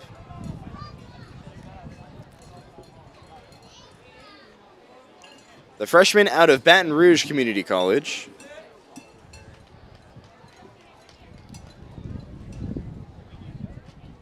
Sees a 1-1 pitch. Late on a fastball, comes up empty, and the count's 1-2. Boyles had a hit in yesterday's game, 1 of 2 Shadowcats with a hit. Trying to get something going for the Cats. Here in the top of the 4th, on a 1-2, pitch misses high. Just 2 runs in the top of the 1st for the Shadowcats on 3 hits. Since then, just 1 hit and no runs for the next 2 1/3. Lizardo comes home with a 2-2. Got him swinging. Slowed him up with a breaking ball. That was below the zone. Boyles cuts and misses, and there's 2 gone. 2 strikeouts for Lizardo in the top of the 4th. No one aboard. Still 2-2 the score. And that brings up Cole Carnes, today's first baseman in the lefties batter's box, hitting .217 on the year. First pitch from Lizardo at the bottom of the zone. Another breaking ball that time, and the count is 0-1. Lizardo continuing to pound the zone. A .721 strike percentage. 0-1. Misses low. So the count is 1-1. Has thrown 46 pitches, 34 of them have been strikes. 1-1 the count to Carnes, who struck out his last time up. And the pitch. Catches the outer half, and the count is 1-2. Already 6 strikeouts on the day for Lizardo. And a chance to strike out the side and put the Shadowcats down in order in the top of the 4th. Set the belt, kicks and deals the 1-2. Misses high with a breaking ball, so we'll do it again. Even 2 balls, 2 strikes, 2 gone, 2-2 our score. No one aboard in the top of the 4th.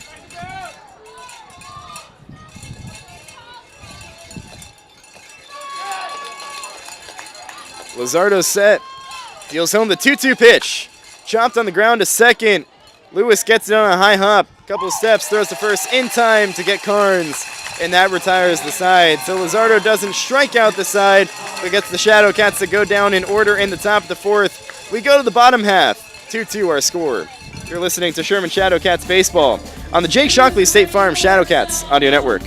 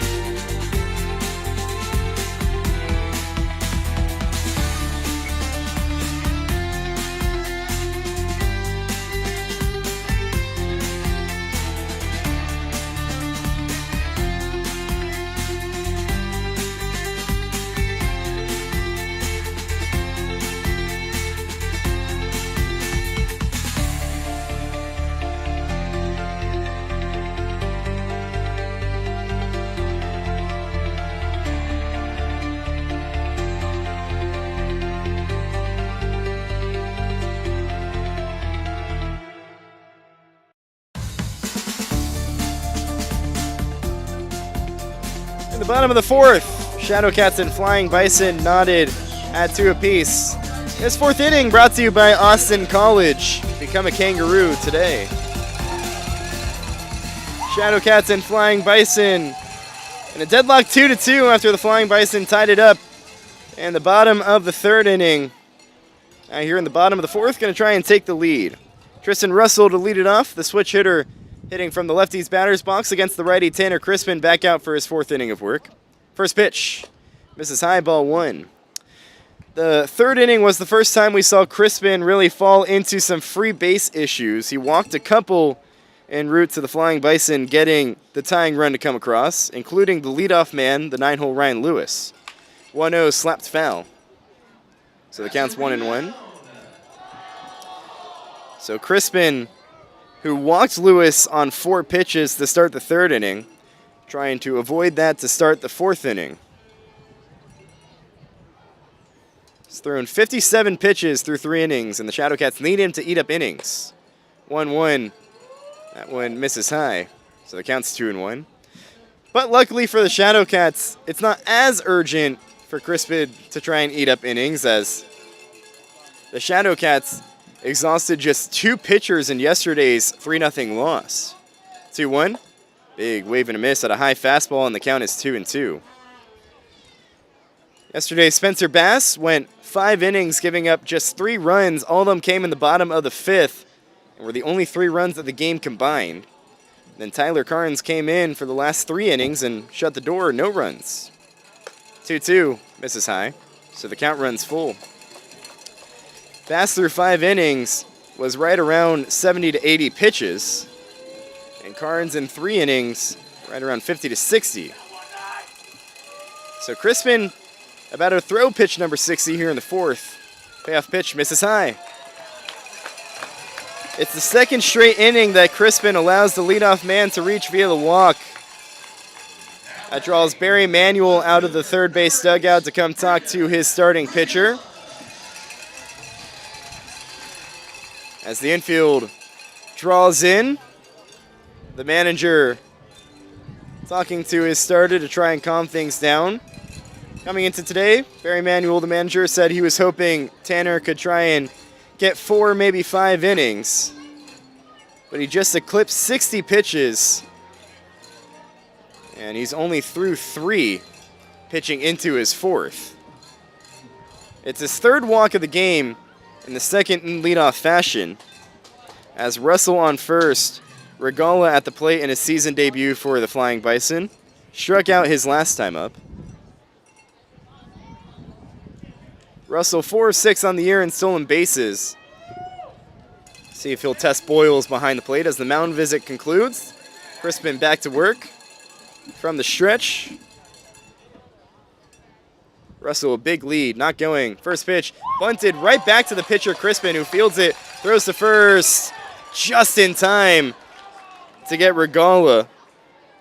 So it's a sacrifice bunt for him that moves Russell over to second, and the go-ahead run in scoring position with just 1 gun in the bottom of the 4th inning.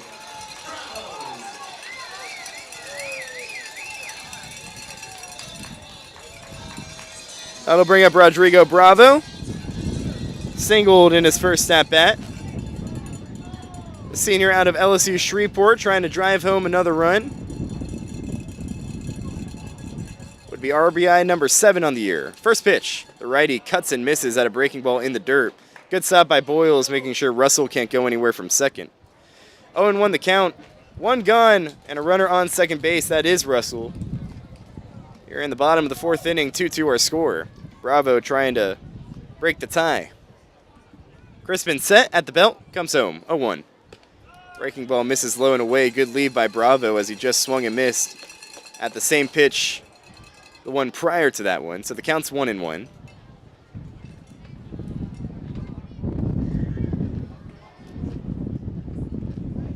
Crispin comes set, a look at Russell on second, deals home. Misses inside, and the count's 2-1. Some action in the Shadowcat bullpen as Crispin now going above 65 pitches. Through 3 1/3. Trying to deal to Bravo. 2-1. Breaking ball dropped into the zone, so the count evens at 2 balls and 2 strikes.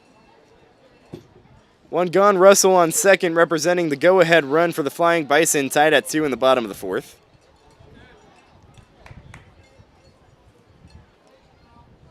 Bravo went 0 for 2 in yesterday's game. A single today. 2-2, Russell going, and the pitch chopped foul.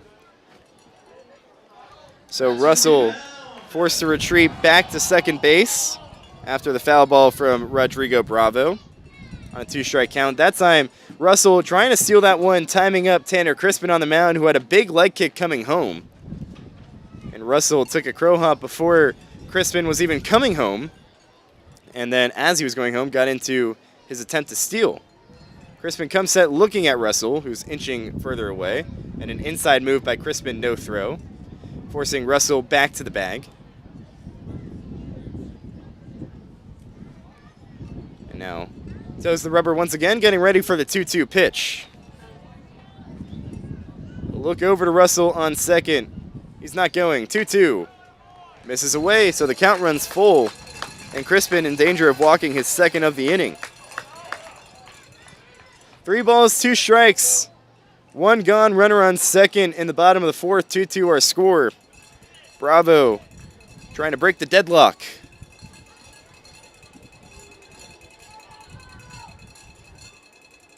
Crispin set, payoff pitch, Russell going, and the pitch misses high. Russell was bluffing, goes back to second, and it's a walk offered by Crispin. It's the second of the inning, and there's runners on first and second with one gone in the bottom of the fourth, and the Flying Bison pressing to break the tie. It's 2-2. Tom Chessel at the plate. Just 3 hits on the day for the Flying Bison, but 2 walks in the inning, and Abilene is threatening. First pitch to Chessel. Big wave and a miss on a high fastball who lost his grip. Ended up swinging that one with just his bottom hand. Rather, just his top hand. So an awkward finish for the right-hander Chessel. Facing an 0-1 count, who regrips his bat. Russell going from second. The pitch is a strike. The throw to third. Not in time. Russell steals third. Bravo trails behind. He steals second. A double steal for the Flying Bison. And they have 2 runners in scoring position, 1 gone. 2-2 are scoring the bottom of the fourth. The corners play in, middle plays back for the Shadowcats defense with a runner on third.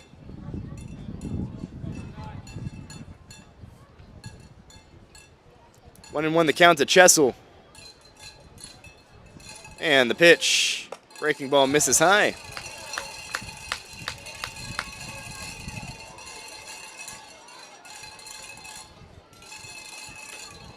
One and one the count now. Rather, the count's 1-2. Crispin set the pitch. Foul tipped. So we'll do it again. That's a rebound. That one off the glove of Boyles, so couldn't squeeze it. Tough play for him behind the plate. So 1-2 the count, 1 gone, 2 runners in scoring position for the Flying Bison. Chessel trying to drive him home. Crispin set. The 1-2. Got him swinging. Chessel swings and misses at a breaking ball. And there's 2 gone in the inning. A big-time strikeout for Crispin with 2 runners in scoring position. Trying to hold this 2-2 tie. Job's not finished as he deals now to Ryan Lewis, today's 9-hole. Walked his last time up, came around to score. 2 runners in scoring position for Abilene with 2 gone and a 2-2 tie in the bottom of the fourth. First pitch to Lewis. Pops foul over the third base dugout, and the count's 0-1 to the lefty. Lewis just 2 of 10 to start his Shadowcat career. Went 1 for 3 with a double yesterday. A base hit would score 2. 0-1. Skied high in the air down the third base line in foul territory. Sessions giving chase, and he runs out of room as that one lands out of play. So the count's 0-2. Ryan Lewis in a hole. Tanner Crispin trying to strand 2 Abilene runners. Russell on third. Bravo on second. Lewis facing an 0-2 count, and Crispin trying to keep it at a 2-2 score in the bottom of the fourth. The 0-2 pitch. Slap towards third, foul down the third base line. It's another foul ball, so Lewis staying alive.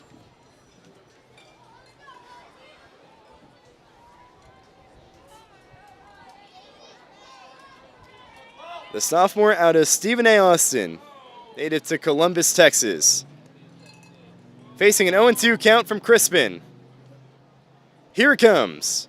Misses low, and it gets away from the catcher, Boyles. Caroms all the way to the first base dugout. He doesn't see it. Russell comes home to score, and Abilene takes the lead. It's 3-2 in the bottom of the fourth, and now hold on as Chad Kretschmer calls his umpiring crew. That ball took a funky bounce. I think it hit off the front of something. Kretschmer talking with Matt Loudermilk, the third base umpire, and Bernie Waldman, the first base umpire. For the time being, it's a 3-2 Abilene lead as Russell scores. Bravo moves up to third. Umpire is still convening, and they count the run. So another run comes across on another wild pitch, and it's the second straight inning where a leadoff walk comes all the way around to score in same fashion, too, on a wild pitch. So Crispin allows Abilene to retake the lead. It's 3-2 in the bottom of the fourth. Still a 1-2 count to Ryan Lewis, and now Bravo 90 feet away. As now Abilene trying to extend its 3-2 lead. 1-2. Misses high with the fastball. Well, yesterday, the Shadowcats were very efficient on the mound with only a couple of walks. Today, doubling that and allowing 3 runs to come across.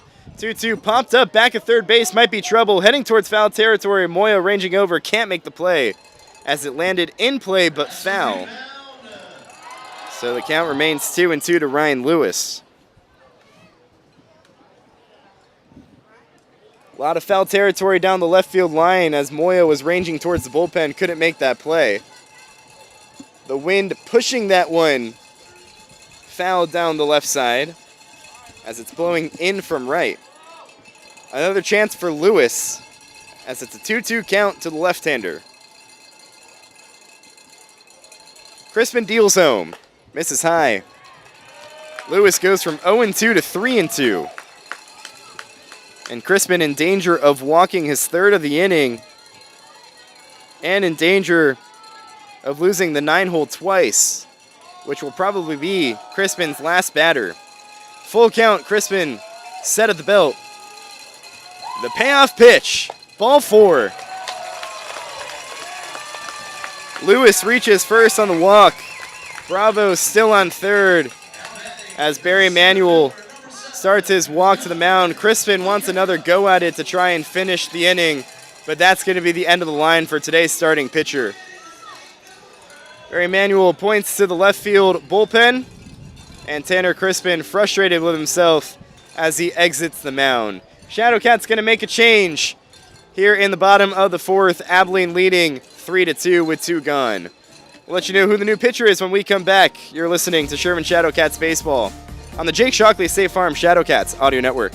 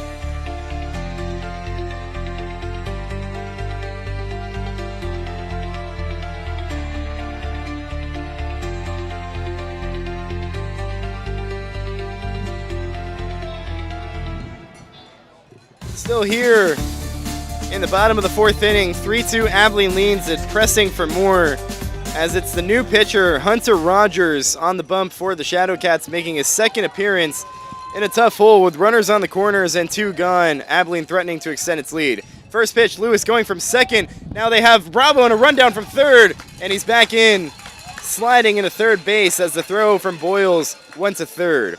The pitch missed high to Ficarra, and the count's 1-0. So 2 runners in scoring position now for today's leadoff hitter, Connor Ficarra, as Rogers trying to work out of the jam. 1-0, misses outside, and the count's 2-0. Rogers making his second appearance. He threw an inning and 2/3 against Abilene in Tuesday's game, where he was wild to say the least. Walking 4, striking out just 1, and giving up 3 runs on the outing. The 2-0, up and away, and the count's 3-0, and Rogers still struggling to find the zone. Waggling his right arm as the righty tries resetting, facing off against the lefty Ficarra, who's 0 for 2 with a couple of Ks today. 3-0, he has the green line, sends him right back up the middle and into center field, a base hit. Bravo scores, Lewis rounding third, the throw home from Raqueo is not in time. Lewis scores diving into home plate. It's a 2 RBI single for Connor Ficarra, and Abilene leads 5-2 in the bottom of the 4th.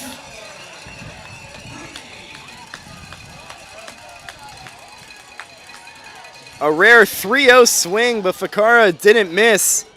Shot it right back from where it came from.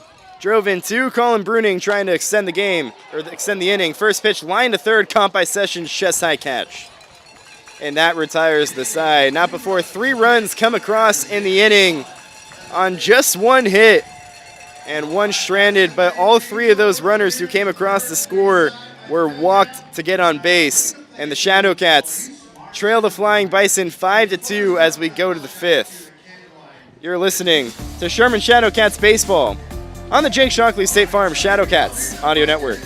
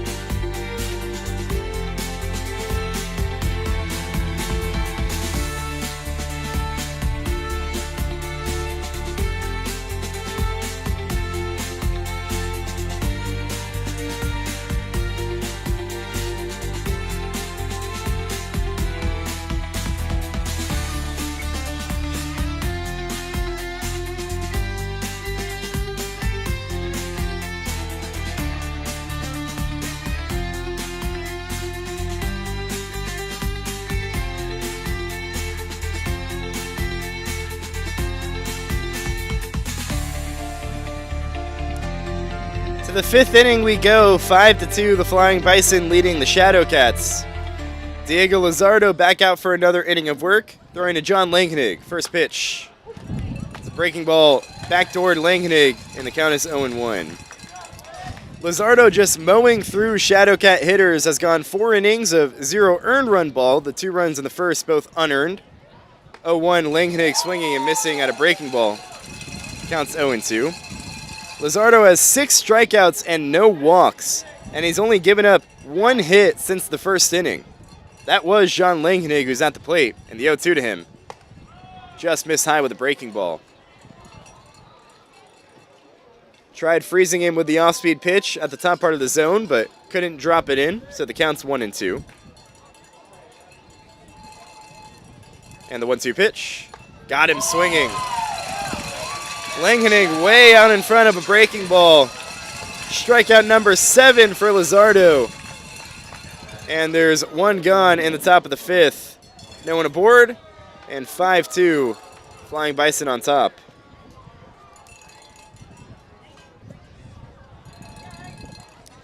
So that'll bring up Bubba Moya.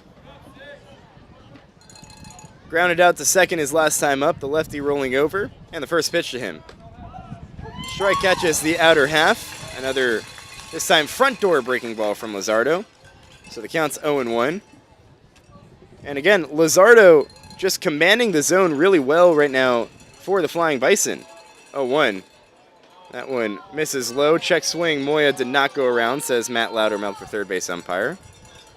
A 70% strike percentage. He's thrown 43 strikes out of his 61 pitches thrown. 1-1 the count with one gone, no one aboard. The pitch, Moya late on a fastball, comes up empty. And the count is 1-2. Lizardo getting the Shadowcats with his plus fastball right around the mid-90s. And he can top 98. 1-2 pitch. High pop-up and out of play over the third base dugout. So the count is 1-2.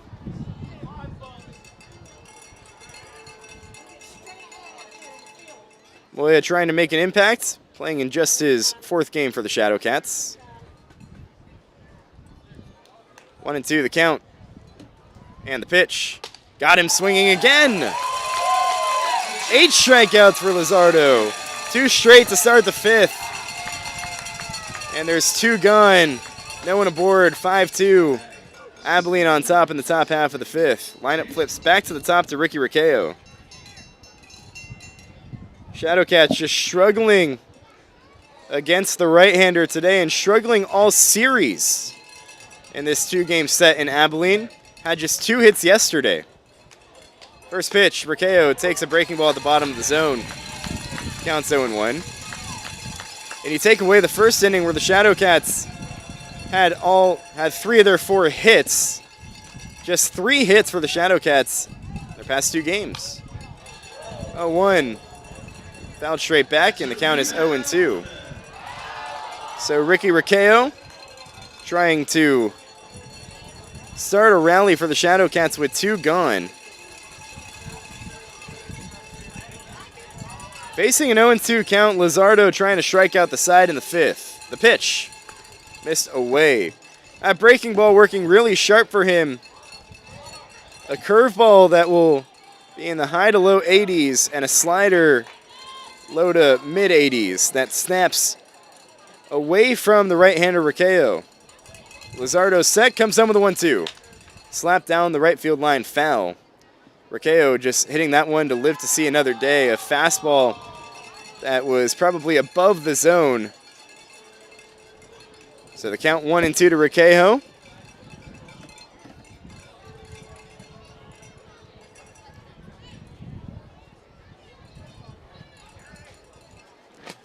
The junior out of Missouri Western State, native to the Woodlands, Texas.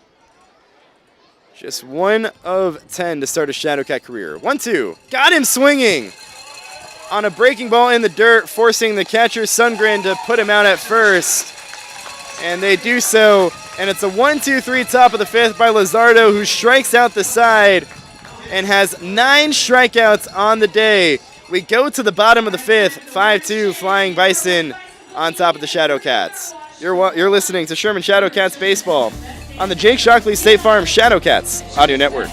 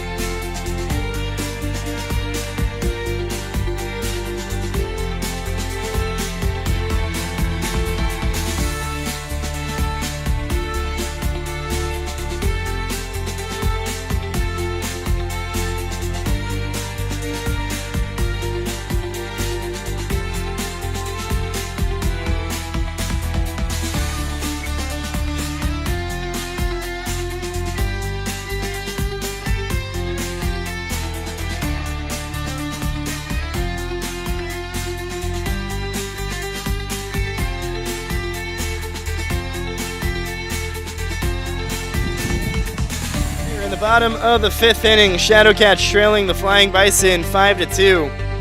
Hunter Rogers, who got the last out of the 4th, comes back out, delivers a ball low to Manny Salas. The lefty in the box takes below the zone. So the count is 1-0.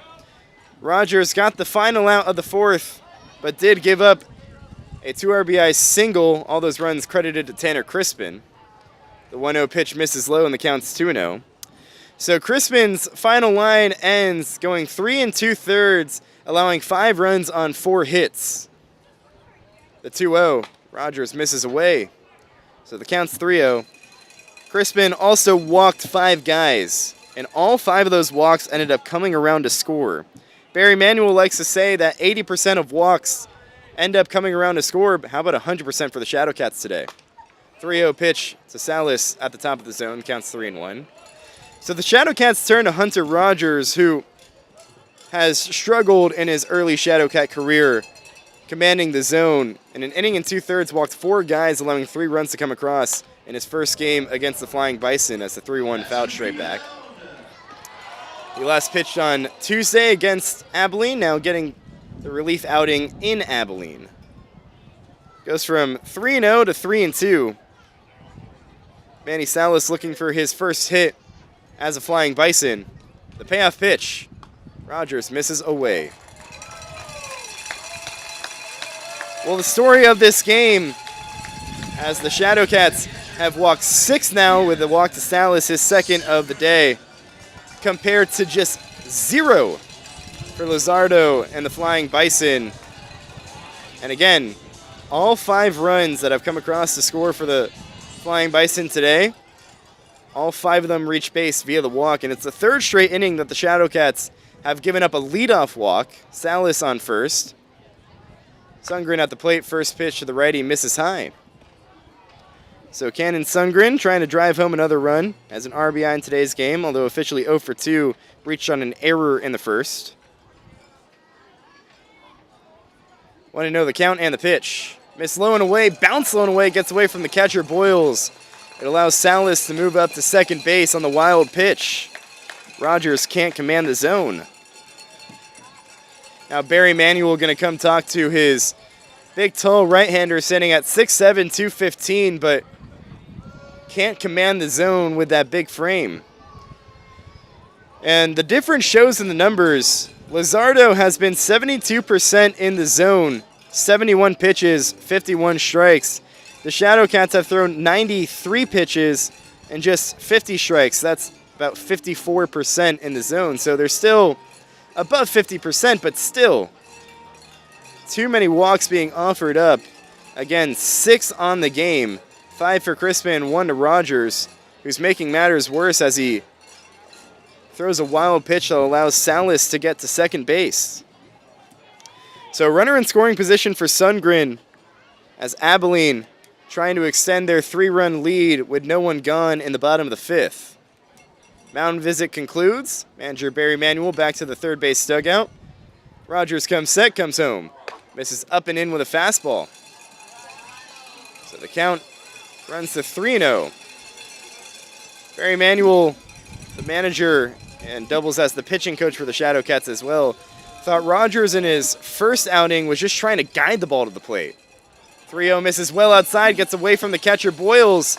It's a 4-pitch walk, and it allows Salas to get to third. Rogers just thrown 1 strike here in the bottom of the 5th inning. 2 straight walks as Sundgren on first and Salas on third. Tristan Russell at the plate. It's walk number 7 now for the Shadowcats today. So Rogers, the righty, trying to get into the zone. First pitch. Joe's bunt pulls back, and the pitch is a strike on the outer half. 0-1 the count to Russell. He's 0 for 1 today with a walk.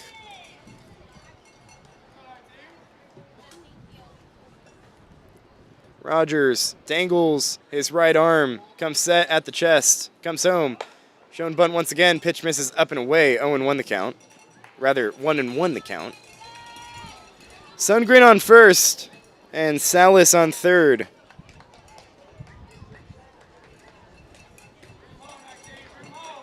Rogers trying to strand him there. A lot of work to do with no one gone. 1-1. Russell takes low and away. And Rogers just cannot find the zone.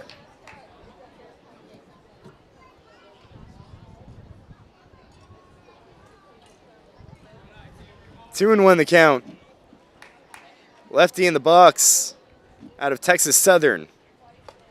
The 2-1 dropped in there. A breaking ball that time from Rogers, and the count is 2-2. So Rogers experimenting with the off-speed pitch, seeing if that one can get into the zone. 2-2 the count. As Rogers said, a check of the runner on first. Sundgren going, the pitch misses away, and no throw from the catcher Boyles. Stolen base for Sundgren, who's now on second base, with Salas on third. 2 runners in scoring position for Tristan Russell, facing a 3-2 count. Crowd getting into it for Abilene. Payoff pitch. Swung on and missed. Big time strikeout for Hunter Rogers. And there's 1 gone in the bottom of the 5th. Still 2 runners in scoring position for Abilene, trying to extend its 5-2 lead. Braden Regala, 0 for 2 in his Flying Bison debut. Trying to drive home a couple of runners. First pitch to him. The lefty takes on the outer half. The count's 0-1. Rogers seemingly has found that breaking pitch to be his get-me-over pitch. Still has yet to find the fastball. Trying to feel that one out, but if a curveball can go in for a strike, why not? 0-2, breaking ball misses away. Rather, that was the 0-1. So the count evens 1 ball and 1 strike.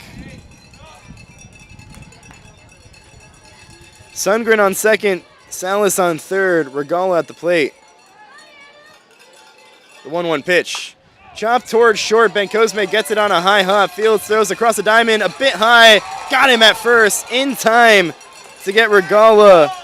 And there's 2 gone in the inning, but Salas comes home to score on the RBI ground out. It's now 6-2 Abilene in the bottom of the 5th. That was a bang-bang play at first, as the throw was a bit high from Ben Cosme at short. But Salas comes home to score. There's 2 gone, and now a runner on third as Sundgren moved over there on the ground ball. Bottom of the 5th, 6-2. First pitch, Rogers misses high to Bravo, and the count's 1-0. Bravo has reached twice today, a single and a walk. 1-0 the count. The pitch misses high, popped out of the glove of Boyles, but Sundgren staying put at third. 2-0 the count. Rodrigo Bravo trying to tack on some more runs and extend this 4-run Abilene lead in the bottom of the 5th. 2-0. Big wave and miss at a breaking ball. The count's 2-1. Bravo was ready in the hitter's count, but comes up empty as he's out in front of the curveball from Rogers. 2-1 the count. The pitch. This is up. So the count's 3-1.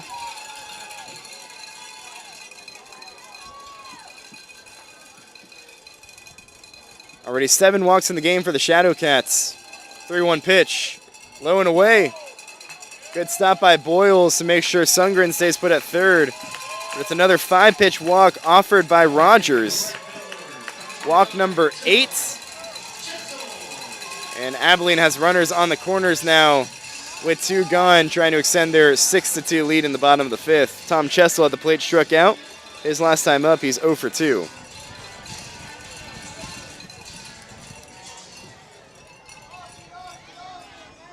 The sophomore playing out of East Central University, native to Melbourne, Australia.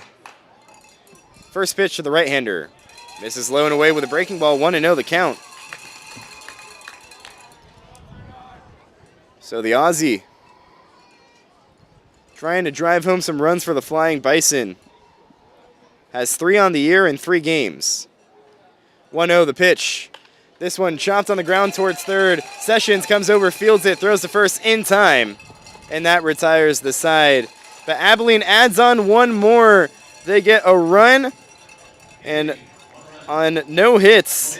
And we go to the top of the sixth. 6-2 Flying Bison on top of the Shadowcats.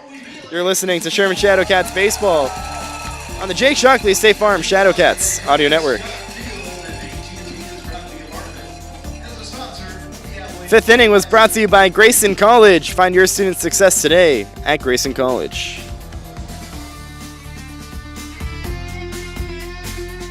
Hi, I'm Ryan Sessions, first baseman for the Sherman Shadowcats. If you're looking for your next truck, SUV, or family vehicle, visit Vanguard GMC of Sherman. We're proud supporters of Shadowcats baseball and proud to serve drivers across Texoma. Shop our selection of new GMC trucks and SUVs and let our team help you find the perfect fit. Stop by Vanguard GMC of Sherman at 3314 Texoma Parkway in Sherman or visit VanguardGMCofSherman.com.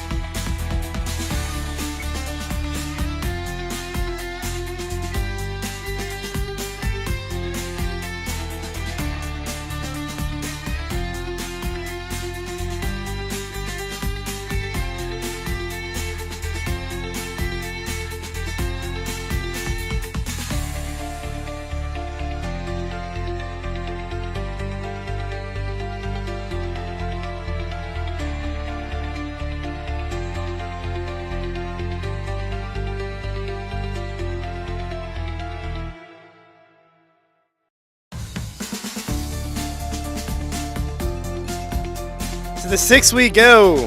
Shadowcats trailing the Flying Bison 6-2. Diego Lizardo is dealing for the Flying Bison, and the first pitch he throws on the sixth to Izzy Bencosme, dropped into the zone for a strike. 0-1 the count. Lizardo has gone 5 innings, throwing 71 pitches, allowing no earned runs, 2 unearned, 9 strikeouts, and no walks.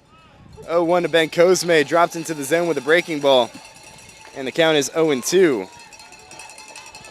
So Lizardo just mowing down Shadowcats, who after giving up 3 hits in the first has allowed just 1 base runner in the next 4.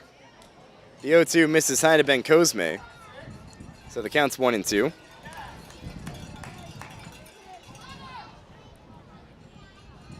Shadowcats have gone the last 3 1/3 without a hit. 1-2, got him swinging. It's the 4th straight strikeout for Lizardo, who reaches 10. And 6 out of the last 7 batters for the Shadowcats have gone down swinging. There's 1 gone to start the top of the 6th inning. And that brings up Zach Felstad as the Shadowcats down 6-2 with no one aboard, 1 gone. In the top of the 6th, first pitch to Felstad. The lefty takes low. And the count's 1-0. The breaking pitch is really working for Lizardo. Shadowcats just not seeing it well. The Shadowcats are a good fastball hitting team, but struggle with a curve when talking to Zach Felstad, who's at the plate right now, before today's game, as he sees the 1-0. This one slapped towards short, fielded by Russell, throws across the diamond in time to get Felstad. And there's 2 gone to start the 6th. No one aboard. 6-2. Abilene still on top. That was the first hard hit ball by the Shadowcats in a while to no avail. Ground out to short. On a fastball that time, Felstad trying to jump on the fastball. He said that in yesterday's game, they were just seeing so many breaking balls from Abilene and just couldn't manage it. And today, a similar story. Lizardo's curveball is working really well. And it's led to 10 strikeouts. First pitch to Tyler Sessions, swung on and missed out of another breaking ball below the zone. So the count is 0-1 with 2 gone, no one aboard. Top of the 6th, 6-2, Abilene on top. Sessions is 0 for his last 7 with 6 strikeouts. 0-1. Breaking ball misses up and away, and the count's 1-1. And Lizardo has barely thrown any fastballs. He's able to throw his off-speed pitch for a strike really well, and then using it as a strikeout pitch as well out of the zone. 1-1 to Sessions. Waits on a breaking ball, sends it a long way, deep out to right center field. Fakar going back, and it one-hops over the wall. No, one-hops and hits the wall. Sessions trotting to second. He has a lead. He has a stand-up double with 2 gone in the top of the 6th. And it's the first Shadowcats hit since the 2nd inning. Sessions finally patient enough to wait on a breaking ball as that one hung up in the zone. And he one-hopped the wall out in right center field. He has his first hit in 7 at-bats, and the Shadowcats have a runner in scoring position. And 2 gone, Camden Babcock at the plate. The DH today is 0 for 2. And the righty sees the first pitch. Bounce low and in. Good stop by Sundgren, the catcher, forcing Sessions back to second base. And now Sundgren wants to come talk to his pitcher, Lizardo. It's been a while since a base runner has been on second base for the Shadowcats, so Sundgren wanting to go over the pitch sequencing with his pitcher, making sure that there's no stealing any signs. Sessions on second base. Lizardo gives his catcher a fist bump. Just the 5th hit of the day for the Shadowcats here in the top of the 6th. And again, just their 2nd since the 1st, and 1st since the 2nd. Sessions off of second base with 2 gone. The 1-0 to Babcock. Comes up empty on a fastball. He was behind it, and the count is 1-1.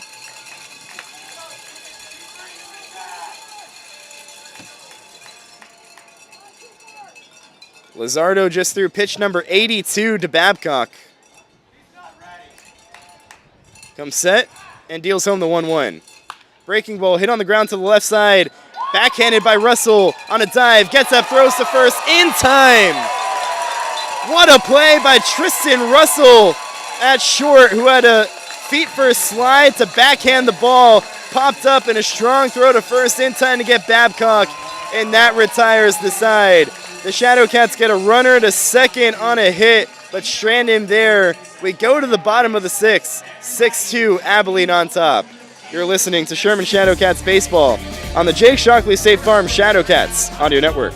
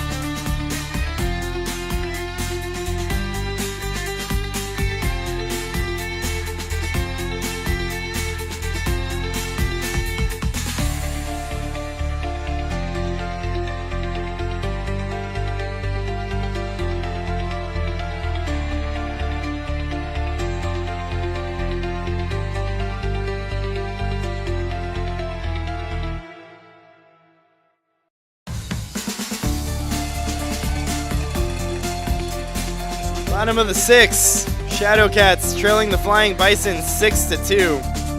Hunter Rogers back out for another inning of work. The righty works from the wind. It comes home to Ryan Lewis, and the lefty waves and misses at a breaking ball, 0-1.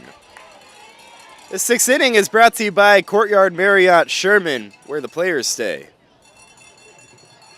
The 0-1, Lewis takes away. And the count's 1-1. The 9-hole in today's game is officially 0 for 0 with a couple of walks. 1-1. Lewis slaps one into left center field. Raqueo coming over, and the center fielder makes the play. A sinking line drive. Raqueo had to get on his horse to make that play. Nice play by the center fielder, and there's one gone to start the sixth, and it's the first batter in the last 3 innings that isn't started with a leadoff walk.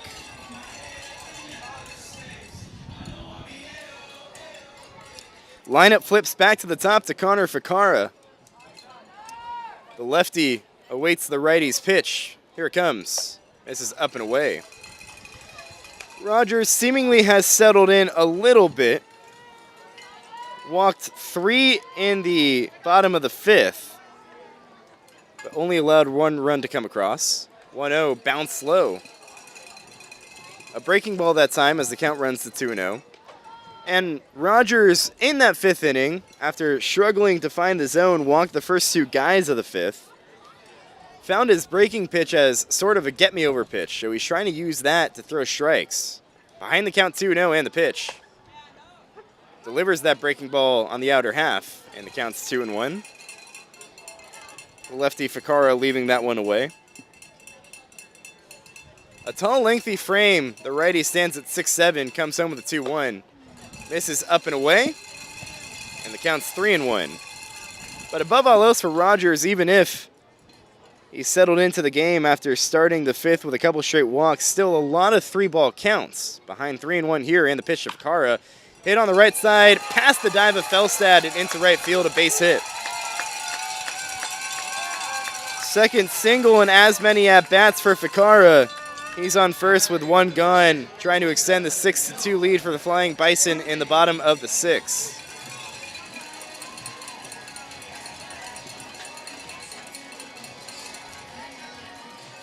So Rogers working back from the stretch. The righty works from the middle of the mound.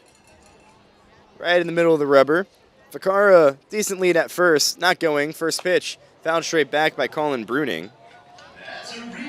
So the count is 0-1. Righty-lefty battle.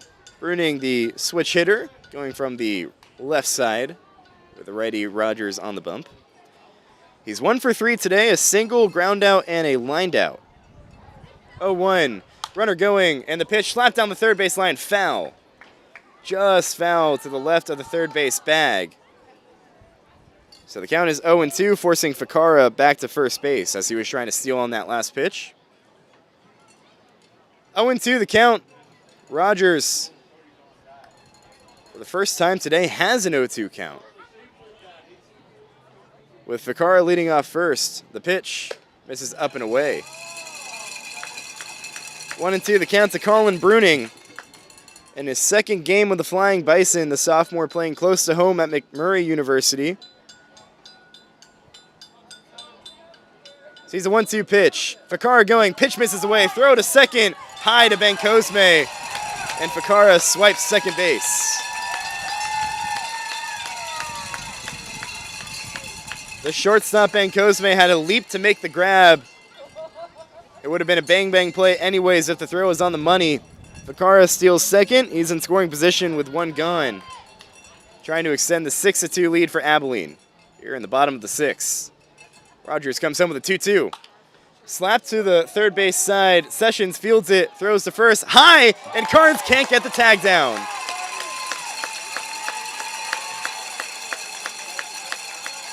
Bruning reaches on an error to Tyler Sessions. It's the third baseman's second error of the day, as the throw pulled Carnes off the bag to the home plate side of first. Tried swiping his glove down to apply the tag to Bruning, to no avail. Ficara stays put on second. And now third base coach for the Flying Bison, Tommy Scholl, wants to have a meeting with his guy Manny Salas at the plate. Runners on first and second and 1 gone. When it rains and pours for the Shadowcats, where walks have been the issue, 8 of them allowing 6 to come across. And now a couple of errors in today's game as well, both of them by Tyler Sessions at third. Bruning on first, Ficara on second as the meeting between Scholl and Salas concludes.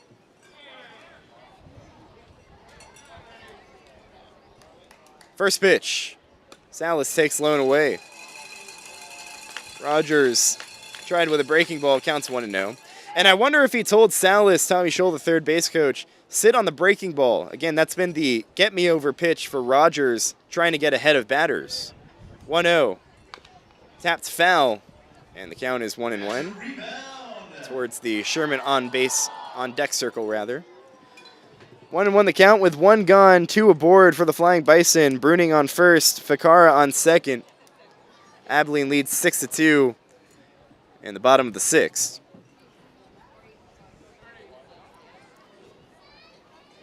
Salas waggles his bat. The lefty awaits the 1-1. Here it comes. Takes up and away, and the count's 2-1.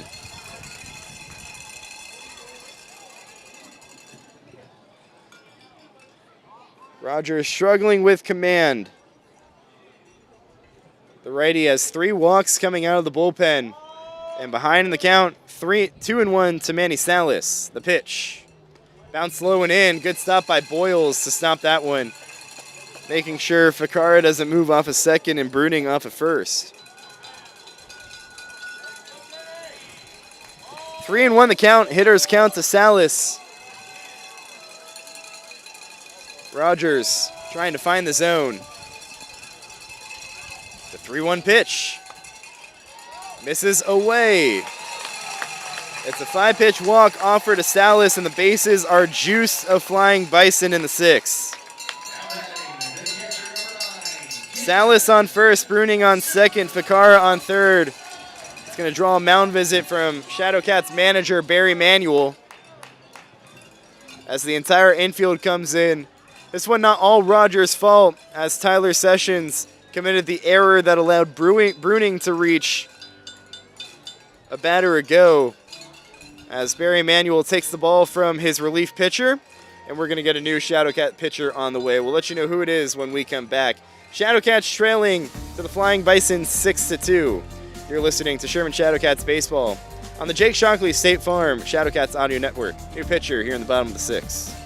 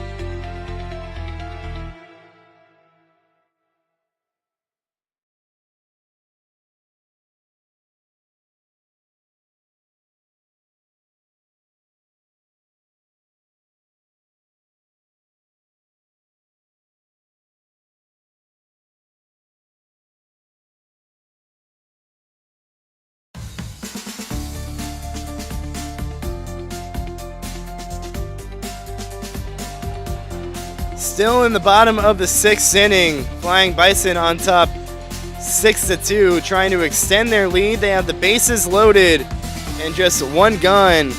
And a new pitcher on the mound for the Shadowcats. Brody Andrews set to make his second appearance on the year. Shadowcats trying to limit damage in the bottom of the 6th. The middle plays back and hope for a double play with the bases loaded. Tyler Sessions, the third baseman, plays even with the bag. The first baseman, Cole Carnes, plays even with the first base bag.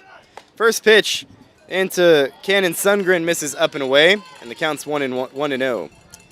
Andrews, in his first appearance on Tuesday against Abilene, went 2 1/3, giving up 2 runs on 4 walks. He also struggled with command. 1-0. That one misses high, and the count's 2-0. Nowhere to put Sundgren as the bases loaded of Flying Bison. Salas on first, Bruning on second, Ficara on third. Just one gun, bottom 6, 2-0. This one hit well out to left field on a line. Moya under it makes the play. Ficara tagging at third. The throw home is cut off. And another run comes across. It's a sacrifice fly for Kanan Sundgren. It's 7-2 Flying Bison in the bottom of the 6th. Out number 2 in the inning as Andrews tries to limit the damage to just that one run as the Shadowcats now trailing by 5 and runners on first and second and 2 gone here in the bottom of the 6th. Bruning on second, Salas on first. Tristan Russell at the plate. Switch hitting lefty. First pitch misses up and away. Productive out from Kanan Sundgren with a sacrifice fly. So Sundgren playing in just his second game for the Flying Bison as his first RBI. 1-0. Bounce low, gets away from the catcher Boyles, and Bruning moves up from second. Salas didn't get a good look at it, so he stays put at first. But there's runners on the corners for the Flying Bison, and 2 gone. 2-0 the count to Tristan Russell as Abilene trying to extend their 5-run lead in the bottom of the 6th. 2-0. The pitch hit high in the air, pretty deep out to right field. Langhenig settles under it, waits for it to come down as the ball brings down rain. He makes the play, and that retires the side. But Abilene tacks on one more in the bottom of the 6th. They now lead it 7-2 after a run on a hit and an error. They leave a couple aboard. We go to the 7th, 7-2, Abilene on top. You're listening to Sherman Shadowcats Baseball on the Jake Shockley State Farm Shadowcats Audio Network.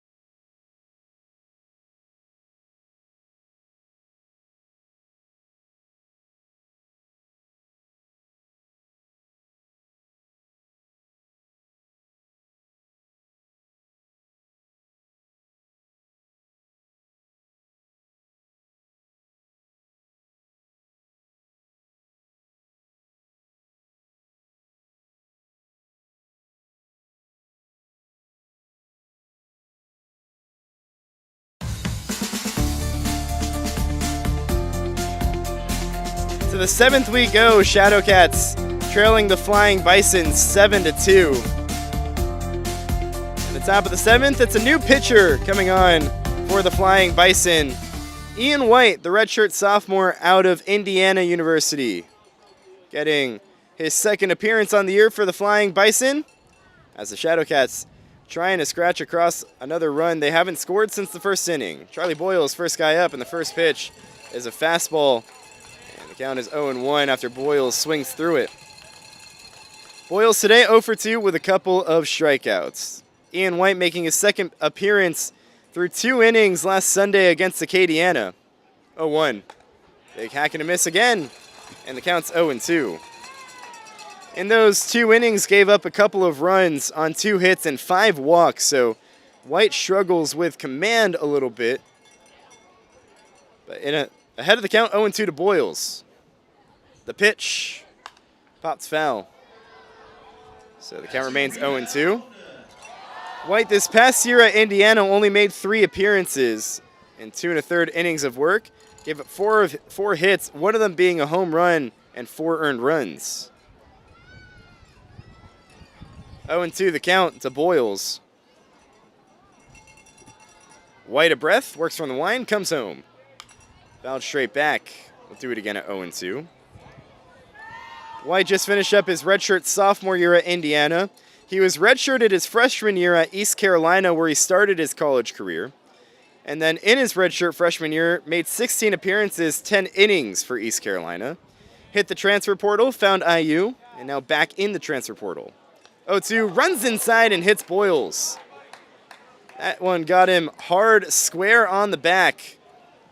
Boyles, a painful way to reach first, but it's just the 6th batter to reach for the Shadowcats today. So Boyles aboard on first. It's the first time the Shadowcats have gotten a leadoff hitter aboard today. And the first free base offered by Flying Bison pitching. As the line closes on today's starting pitcher, Diego Lizardo, who pitched an absolute gem of an outing, going 6 innings, allowing just 2 runs, nothing earned. Boyles off first pitch to the lefty, Cole Carnes. A strike at the bottom of the zone, 0-1.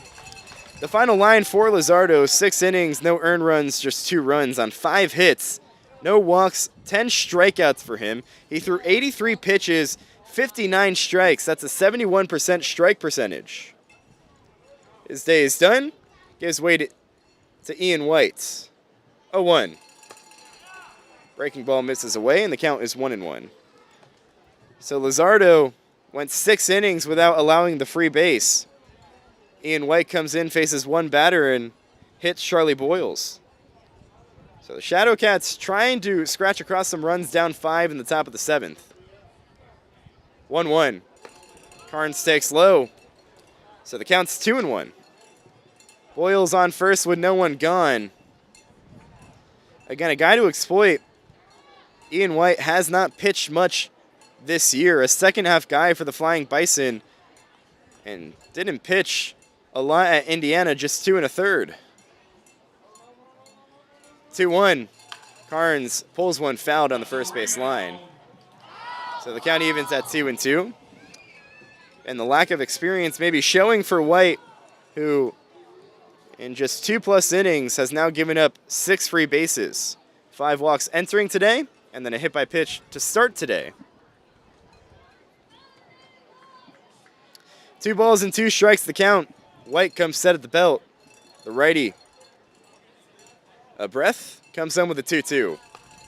Misses away, bounces off the glove of Sundgren, works all the way to the backstop. Boyles got a late start as he didn't see that one to the backstop, but he reaches second base anyways as Sundgren just gets to the ball. It's a full count and Boyles off of second base in scoring position. So the Shadowcats pressing to cut into this 5-run deficit, trying to score for the first time since the first inning. Bats have gone stale. White comes set. Comes home with a payoff. Carnes takes low. 2 straight free bases to start the outing for Ian White. And the sophomore out of Indiana struggling to find the zone, and the Shadowcats pressing to score, down by 5, 2 runners on first and second, no one gone. John Lankenig at the plate, and could imagine with the natural starting pitcher at the plate, could see him bunts for the Shadowcats and try and give Bubba Moya on deck a chance.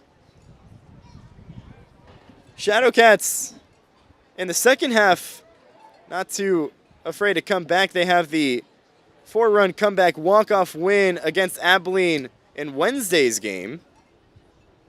Shadowcats going to need to come back down 5 here today in the top of the 7th. First pitch to Lankenig, swinging away and comes up empty on a breaking ball, and the count is 0-1. Ian White back into the zone. Lankenig today 1 for 2, singled his first time up, struck out his last time up. White offered 2 straight free bases, a hit by pitch to Boyles, he's on second, and a walk to Carnes on first.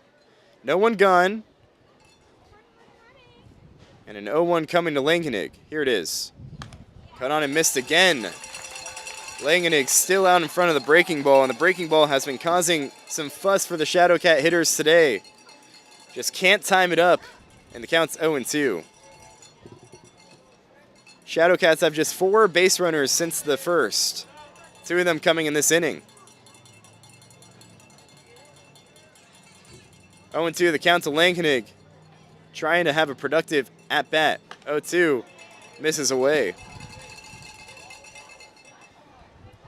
2 runners aboard, no one gone for the Shadowcats, down by 5 in the top of the 7th.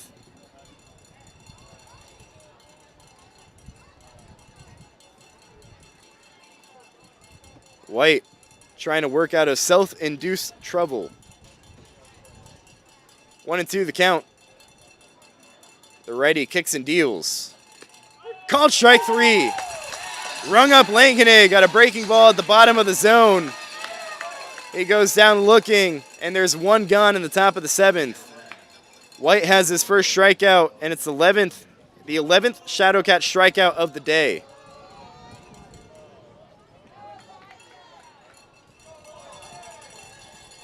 Lankenig now has 2. Bubba Moya at the plate had 1 in the 5th. Trying to drive home some runs for the Shadowcats. White set. Comes home. First pitch. Bounce low and in. So 1-0 the count to Bubba Moya as Ian White got step 1 to work out of the self-induced trouble. Now we'll try and work a ground ball to see if he can get a double play and roll himself out of this. 1-0. The pitch to Moya. The lefty takes low. 2-0 the count. As the Shadowcats down by 5, 7-2 in the top of the 7th.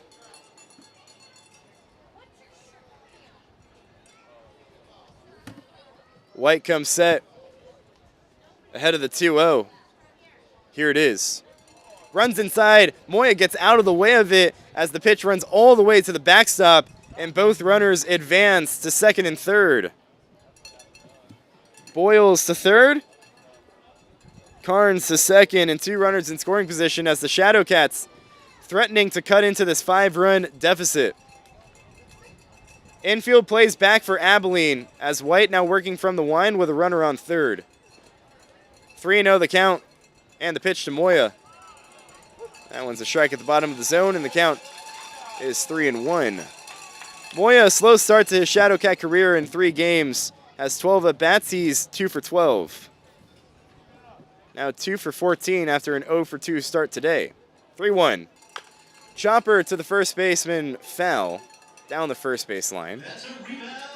So White back into the count, goes from 3-0 to 3-2, and now Moya trying to have a productive at-bat with runners on second and third and 1 gone. These are the opportunities that the Shadowcats have to strike on. Full count. Payoff pitch from White. Misses outside. It's a walk to Moya, and the bases are loaded here in the top of the 7th. Shadowcats down 7-2, and that's going to draw a mound visit from Abilene manager Kyle Dyson.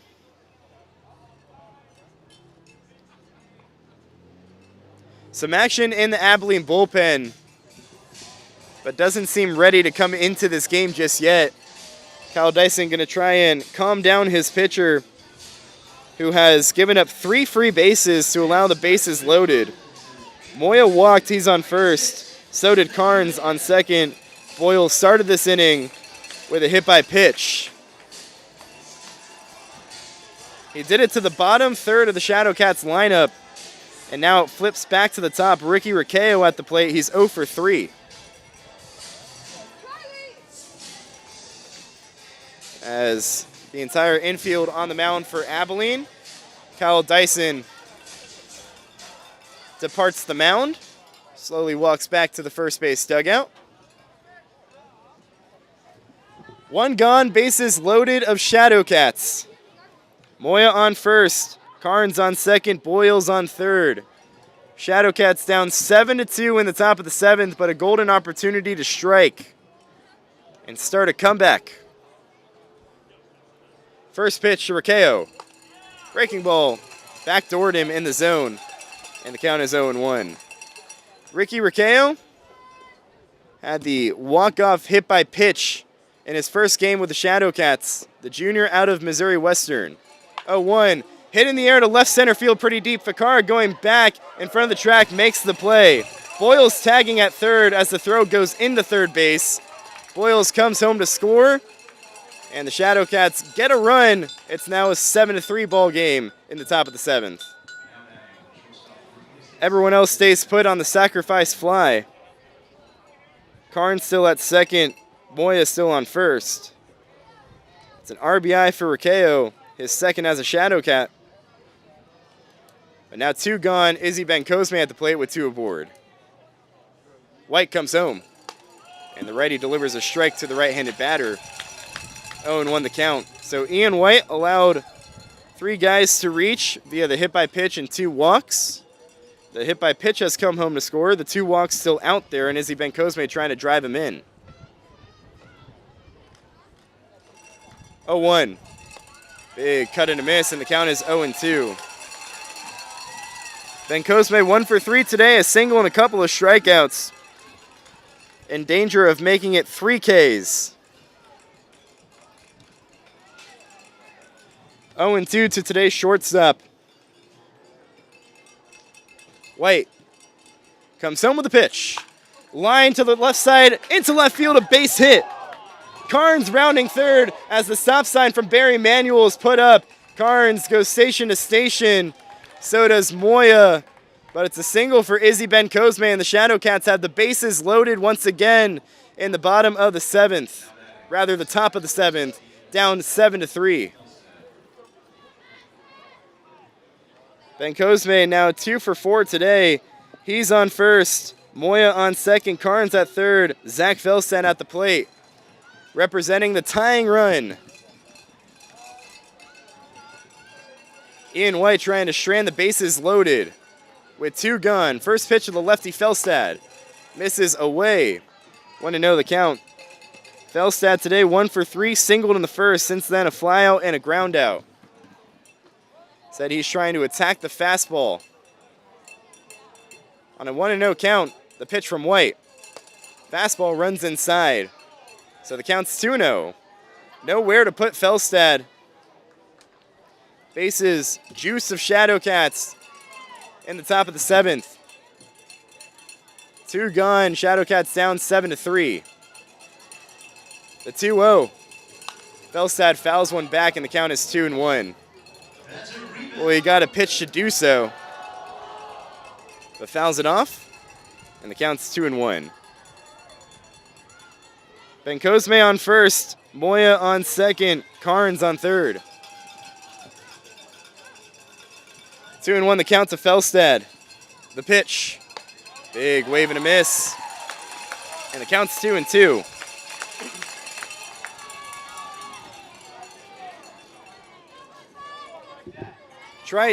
White trying to limit the damage with the bases loaded and 2 gone. Already a run across for the Cats. Down 7-3. White comes home with a 2-2. Felstad takes away. And the count runs full, and the Shadowcats will have a head start. Van Cosme off a first, Moya off a second, Carnes off a third. 3 balls, 2 strikes, 2 gone. White coming home to Felstad with the bases loaded. Payoff pitch on the way. Lined into right field. Chessel coming on. He plays it on a hop. Carnes scores. Moya right behind. He scores. It's a 2 RBI single for Zach Felstad. Cuts into the deficit. It's now 7-5. Abilene still on top of the Shadowcats. But a 2 RBI single for Zach Felstad.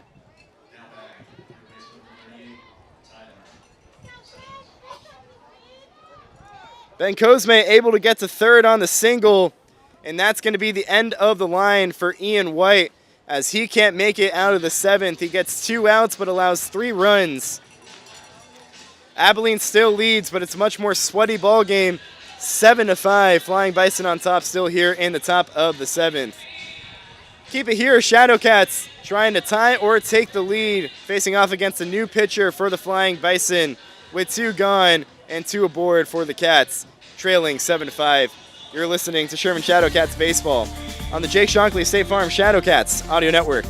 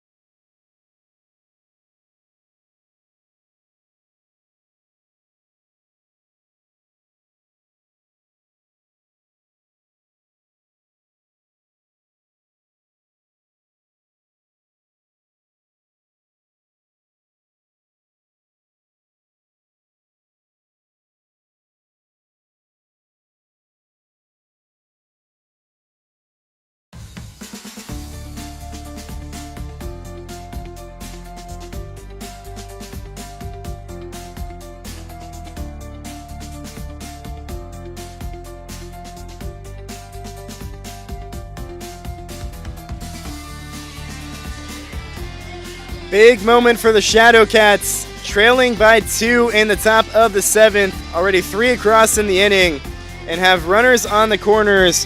Felstad on first, Ben Cosme on third. And it's Tyler Sessions, who's 1 for his last 8 with 5 strikeouts. Can put that behind him, and now they're going to intentionally walk Sessions to get to Babcock. And the new pitcher is Grayson Lincecum for the Flying Bison, as Sessions intentionally walk on first. So It moves Felstad up to second, and the tying run in scoring position. Interesting move from Kyle Dyson, the Flying Bison manager, to put the tying run in scoring position, but would much rather go after Babcock instead of Sessions. So first pitch to Camden Babcock. Misses up and in. Camden Babcock going to try and make Grayson Lincecum pay, who last threw on Tuesday against the Shadowcats. Want to know the count.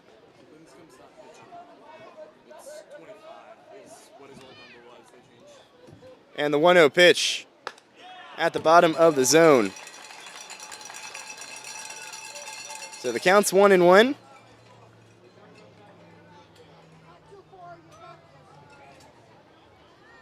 Correction, a number issue. It's Cole Case on the mound for the Flying Bison. Wearing number 28, that's what Grayson Lincecum is on the roster, but it's Case on the bump, and the 1-1 to Babcock. Misses away, and the count is 2-1.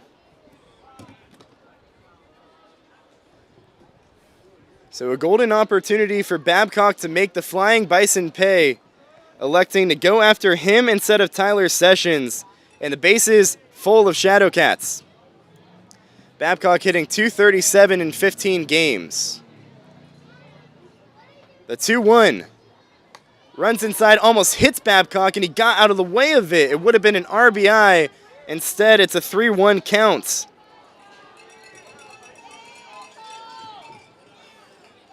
Babcock tied up the game in the 9th inning on Wednesday, eventually leading to the Shadowcats' walk-off win. Trying to do the same thing here today, down by 2 in the top of the 7th. The 3-1 pitch. Babcock fouls it off and will do it at a 3-2 count. Bases full of Shadowcats. Ben Cosme on third, Felstad on second, Tyler Sessions on first, Camden Babcock on the plate. Cole Case trying to strand the bases loaded. 3 balls, 2 strikes, 2 gone. The payoff pitch, ball 4. Case walks in a run, and it's now a 7-6 Shadowcat deficit. They have 4 runs in the inning, and the Shadowcats have a chance to tie it up with a runner 90 feet away once again, and the bases still loaded and 2 gone. Shadowcats have hit around. Charlie Boyle started this inning with a hit by pitch. Came around to score, now comes up to the plate and a chance for RBIs. Case comes set, and the righty comes home to the righty. This one tagged in the air, shallow left field. Regala coming on, he's under it and makes the play to retire the side. So the Shadowcats can't tie up the game, but they do provide 4 in the top of the 7th, and they cut into the deficit. It's now 7-6 going into the bottom of the 7th.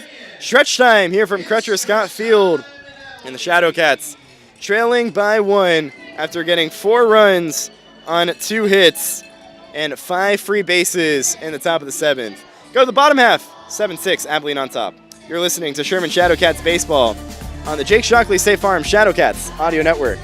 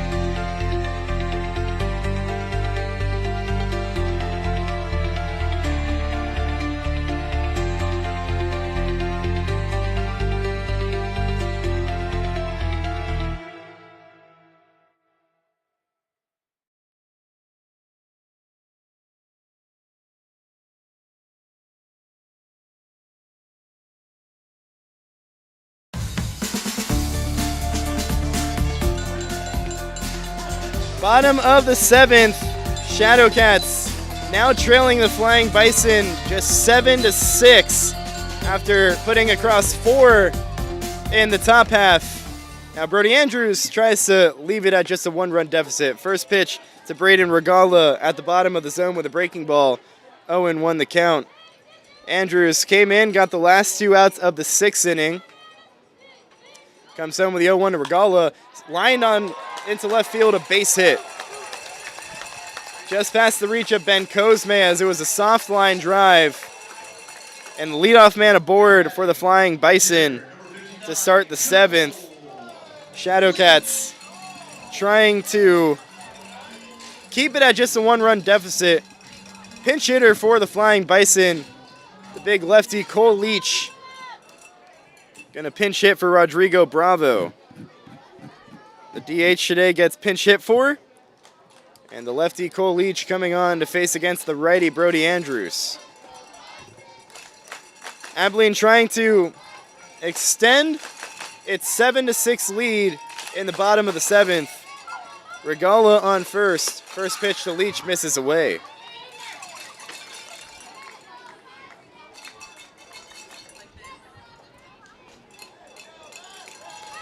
Cole Leach has struggled to start the year for the Flying Bison in 8 games. It's 4 of 26. 1-0 breaking ball on the outer half. So the count is 1-1.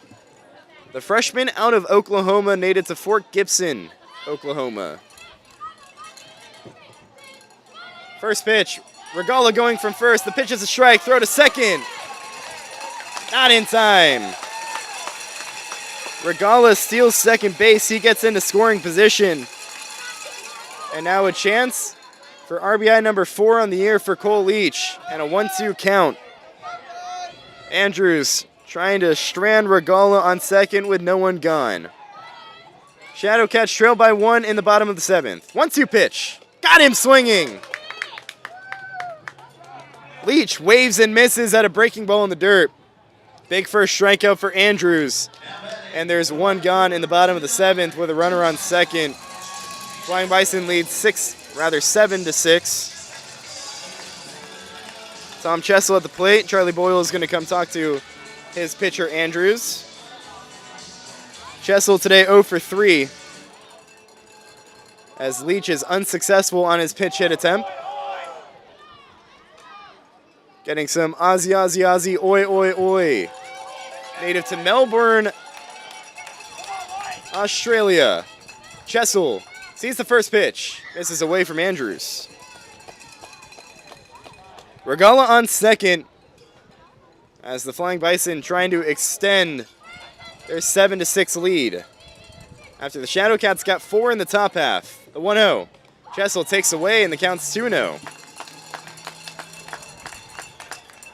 So Andrews trying to get back into the zone. He has yet to walk a batter today, but the Shadowcats pitching staff combined between Crispin and Rogers have walked 8 guys. 2-0 the count. The pitch. Chessel takes inside.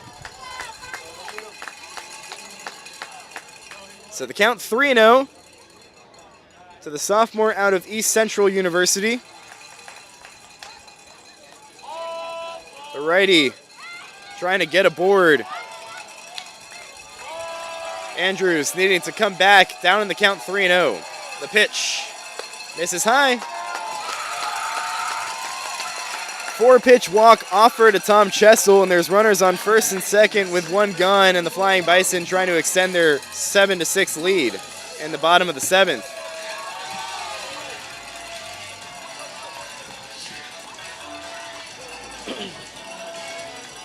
Ryan Lewis at the plate. The lefty in the box, officially 0 for 1 with a couple of walks.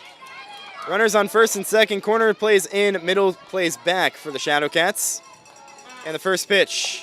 This is away to Lewis. That's 5 straight balls offered by Andrews. Not the time to lose your touch. Andrews trying to get a ground ball to try and work out of the self-induced jam. Regala singled, he's on second. Chessel walked, he's on first with 1 gone. The 1-0 pitch. Hit on the ground to first. Speared by Carnes, who touches the bag for 1. Throw to second. Tag can't be applied in time by Ben Cosme. So it's a ground out for Lewis, but both runners advance as Regala gets the third, Chessel to second, and Ficara, the leadoff man, who has 2 singles in his last 2 at-bats and a couple of RBIs as well, a chance for big-time insurance runs for the Flying Bison. Connor Ficara, the lefty in the box, sees the first pitch from Andrews. Hold on the ground, foul. So the count is 0-1 to Connor Ficara here in the 7th inning, which is brought to you by Dr. Pepper. It's a pepper thing. 0-1 the count. Ficara officially 2 for 4, 2 singles, and 2 strikeouts to go along with 2 RBIs. 0-1 the count with 2 gone and 2 aboard. In the bottom of the 7th, Ficara calls time as Andrews taking too much time.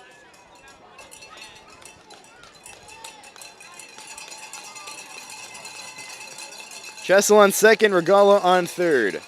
Connor Ficara, the leadoff man, trying to bring him home. Andrews trying to strand him there. The 0-1. This is inside with a breaking ball, and the count's 1-1.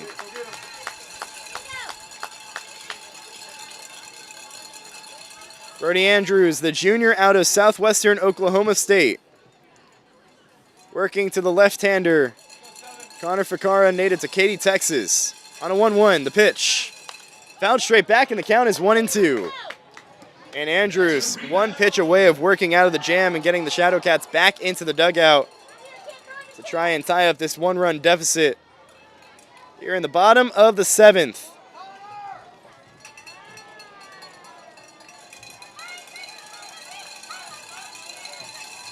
One ball, 2 strikes, 2 gone, and 2 aboard in scoring position. The 1-2. This is away, and the count evens at 2 balls and 2 strikes.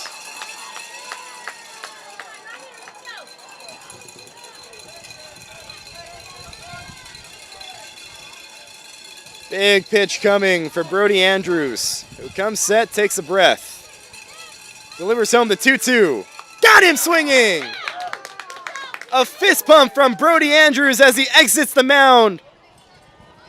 2 strikeouts in the inning, and the Shadowcats leave 2 runners on base, and the Flying Bison can't bring them home. 7-6. Flying Bison lead as we go to the 8th. Shadowcats trying to mount a comeback. You're listening to Sherman Shadowcats Baseball on the Jake Shockley State Farm Shadowcats Audio Network.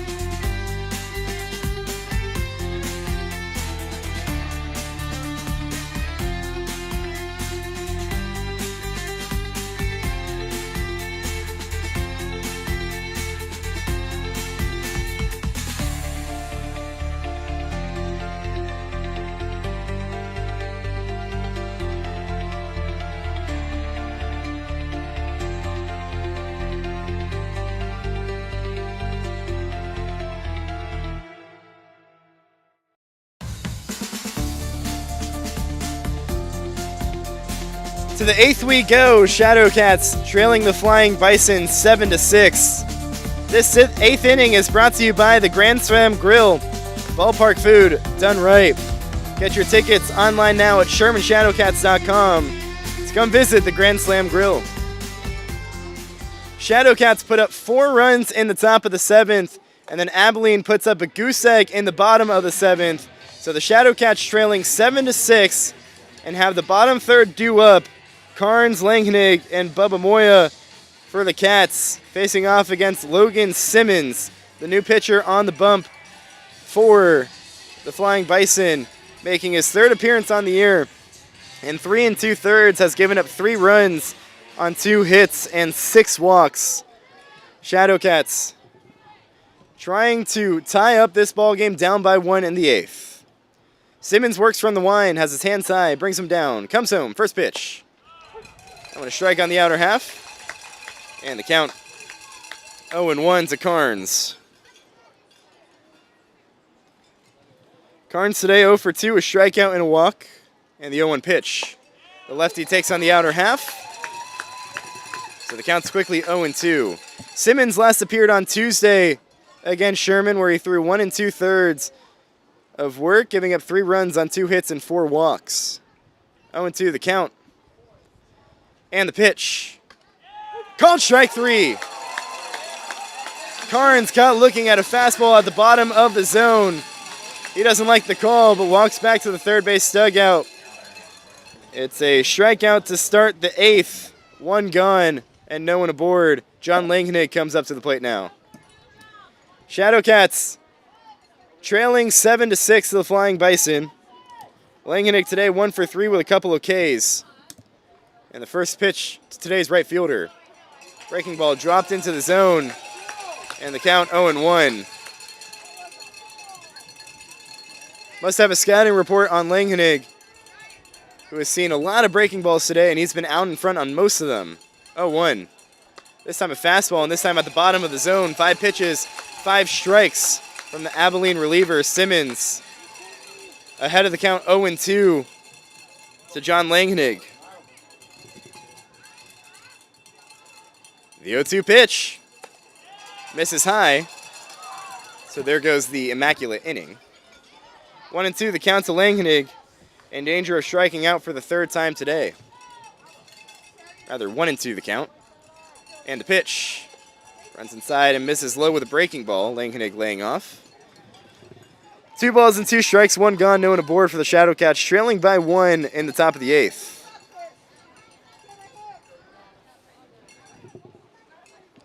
Simmons works from the wind. Comes home with a 2-2. Line to first, caught by Bruning. That one sent on a rope to the right side. Unfortunate for Langnig, he hit it right at first base, and there's 2 gone in the top of the 8th.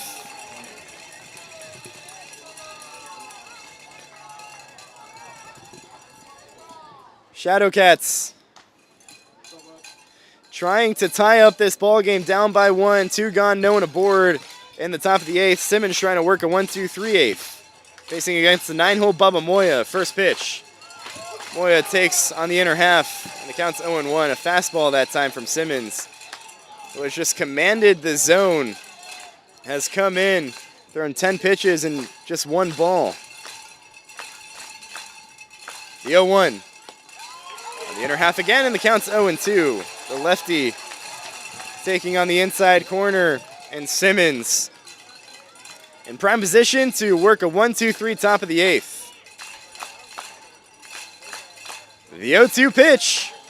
Fouled straight back towards the third base side, and 0-2 the count remains to Moya. Simmons has thrown masterfully to the Shadowcats so far. Trying to work a 1-2-3/8. The 0-2 pitch, up and away. Just the second ball thrown by Simmons. So the count's 1-2, who has the crowd behind him.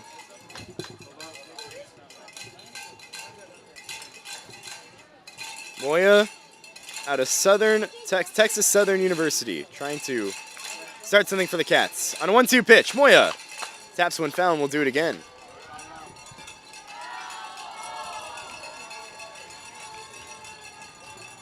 Shadowcats put up 4 in the top of the 7th to make this a much more interesting ball game, trailing by 1. trying to get the series split with Abilene. The 1-2 pitch. Chopped on the ground to first. Bruning collects it on a high hop, touches the bag himself in time to get Moya. And it's a 1-2-3 top of the 8th, authored by Logan Simmons. Shadowcats go down in order. We go to the bottom of the 8th. 7-6, Flying Bison on top of the Shadowcats. You're listening to Sherman Shadowcats Baseball on the Jake Shockley State Farm Shadowcats Audio Network.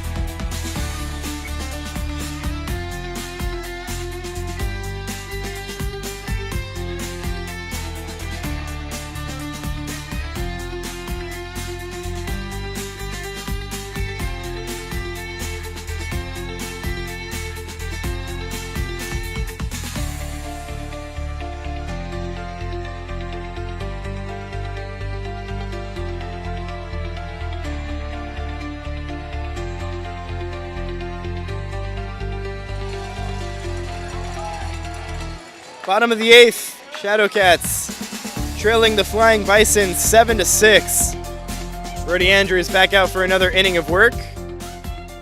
First pitch to Colin Bruning. Breaking ball misses low and in, and the count is 1-0. Andrews has weathered the storm out of the bullpen, has gone 1 2/3 scoreless, giving up striking out 2, walking 1. 1-0, big cut and a miss on a breaking ball from Bruning. Counts 1-1. Andrews trying to keep this at a 1-run deficit.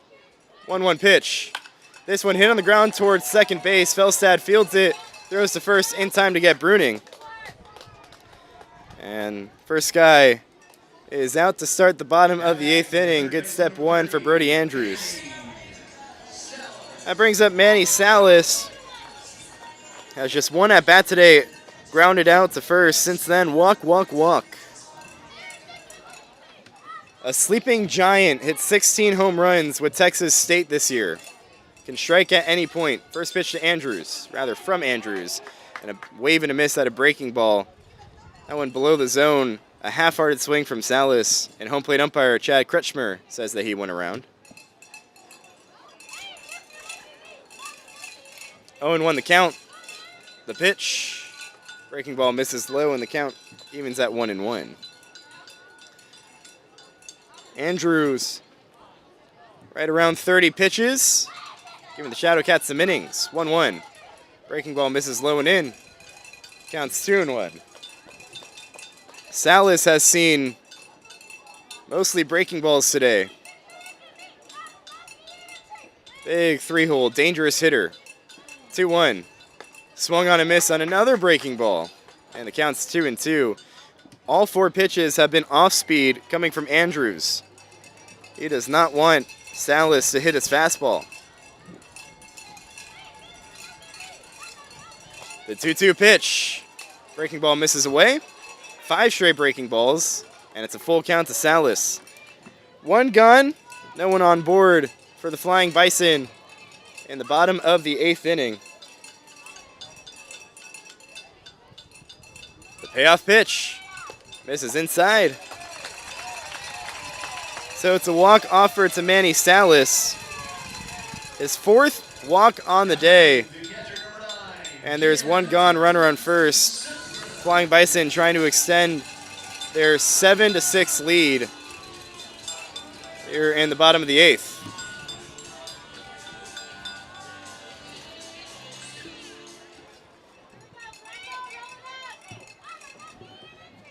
So Cannon Sundgren at the plate. Today's catcher, first pitch to him. Lined into right field, Langenau giving chase. He makes the play on the run. Salas got a big jump off of first, but he retreats back. It's a hard out for Sundgren, and there's 2 gone in the bottom of the 8th. Flying Bison lead 7-6 with Salas on first. So Tristan Russell comes to the plate, trying to extend Abilene's lead as the Shadowcats sending up the top third of their lineup in the top of the 9th to try and tie up this game or take the lead. Still have to get Russell. First pitch to him misses up and away. Tristan Russell today 0 for 3 with a walk. Want to know the count. Andrews set. Kicks and deals. Breaking ball misses low and in. Counts 2-0. Russell entering today in 10 games played, a 5 of 32. He's 5 of 32 at the plate, a 1.56 batting average. 2-0, pulled on the ground, past the dive of Carnes and into right field, a base hit. Salas moves up to second base. He stays put there. It's a 2-out single for Russell as he pulled one past the reach of the first baseman Carnes. And with 2 aboard, there's a runner on first and second, and Braden Regala at the plate as the Flying Bison trying to get crucial insurance runs here in the bottom of the 8th. Regala today, 1 for 4 with a strikeout, singled his last time up. First pitch to him. The lefty takes on the outer half. Front door breaking ball that time, and the count is 0-1. Flying Bison. Fan base trying to cheer on their team. 0-1. Regala fouls one over the third base dugout. And the count is 0-2. The Abilene native playing on his home turf, the sophomore out of Abilene Christian University.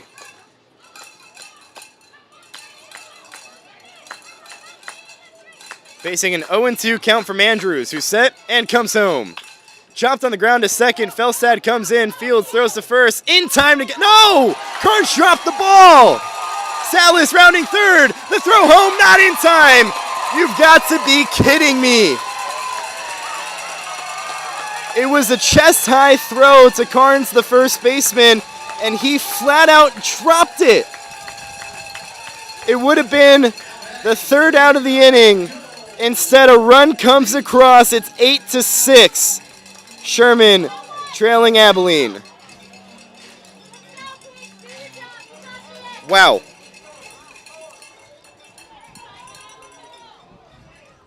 Cole Leach with runners on the corners now at the plate. With Russell on third, Regalo on first. He's going. First pitch misses away. No throw from Boyles. So a stolen base for Regala. Cole Leach has a chance with 2 runners in scoring position to try and make it a 4-run Abilene lead heading into the 9th. The 1-0. Right down the gut. And the count is 1-1. You have to be absolutely gutted for Andrews, who all seemingly got out of the inning. And the first baseman just dropped it. 1-1. Big wave and a miss by Leach, and the count is 1-2.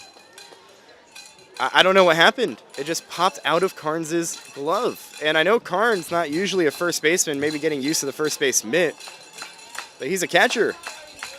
1-2. Misses away. 2 balls, 2 strikes to Leach. And now it makes it a lot harder of a comeback for the Shadowcats, needing 2 runs to tie up the game in the top of the 9th inning. 2 balls, 2 strikes, 2 gone. And the pitch to Leach. Called strike 3. Rung him up on a fastball on the outer half. And Andrews limits the damage out of the jam, but the Flying Bison do get a run on a hit and an error, a crucial error by Carnes, and we go to the 9th. Abilene leads 8-6. Last chance for the Shadowcats to try and tie up this ball game. Down by 2, going to the top of the 9th. You're listening to Sherman Shadowcats baseball on the Jake Shockley State Farm Shadowcats audio network.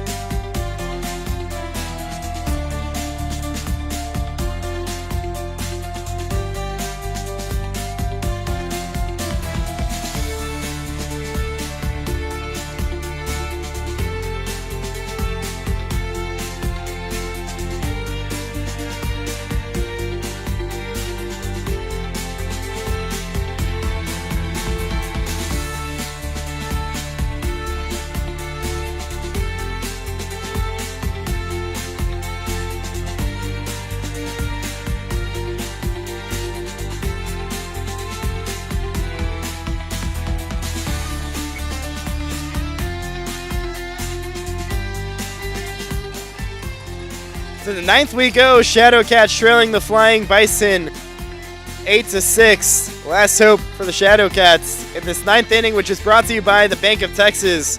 We go above so you can go beyond.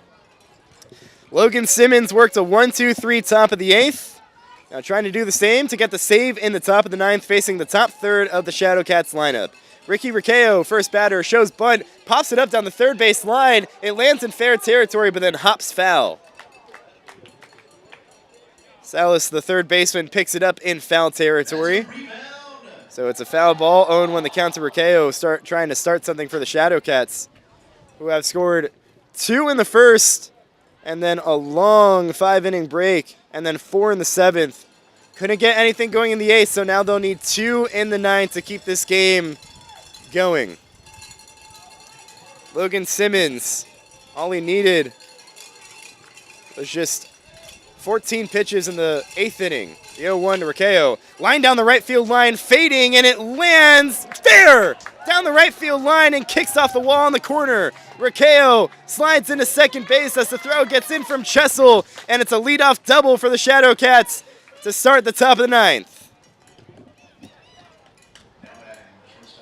That ball was fading down the right field line and got down just to the left of the right field line. Might have hit the line. And the Shadowcats have a runner in scoring position, down by 2. And Izzy Bencosme at the plate. Riccio has a double, his first hit of the day. Had an RBI sac fly in the 7th, and was a double trying to score in the 9th. Shadowcats down by 2. Izzy Bencosme 2 for 4 today. The righty in the box. Simmons set. The righty comes home. Breaking ball misses inside. So the count's 1-0. Bencosme trying to drive in a run that would cut the deficit in half, and he represents the tying run. And now the catcher Sundgren tells his pitcher Simmons to step off. Shadowcats were down 4 runs in the bottom of the 9th in Wednesday's game. Came back to walk that one off. On the road today, can't walk it off today, but trying to come back down 2. 1-0. Misses away, and the count is 2-0. Some groans in the Abilene fan base as they thought that one was a strike, trying to get behind their pitcher Simmons. Anxious energy in the ballpark as the Shadowcats trying to come back and win this one. Down by 2. Runner on second and no one gone. The 2-0 to Bencosme. Popped up. Right field line fading out of play, foul. Hits the awning, and the count is 2-1 to Bencosme. If you recall, in the first inning in his first at-bat, sent a foul ball that was home run distance down the left field line, but just hooked it too far foul. Simmons Working to Ben Cosme, who can tie it with one swing. 2-1 the count with Rakeo on second. And the pitch. Ben Cosme takes on the outer half, and the count is 2-2.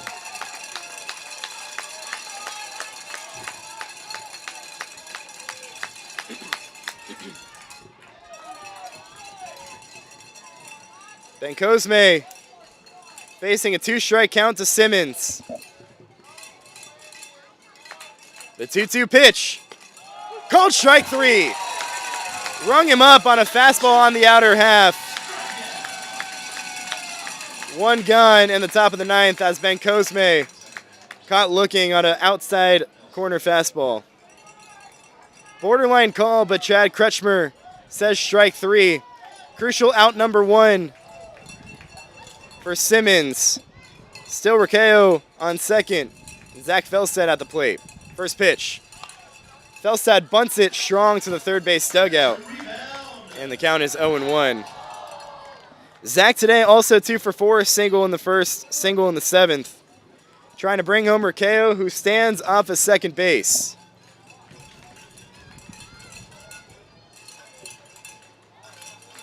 (0-1) the count. Simmons comes set. The lefty Felstad awaits. The pitch misses inside, and the count's 1-1.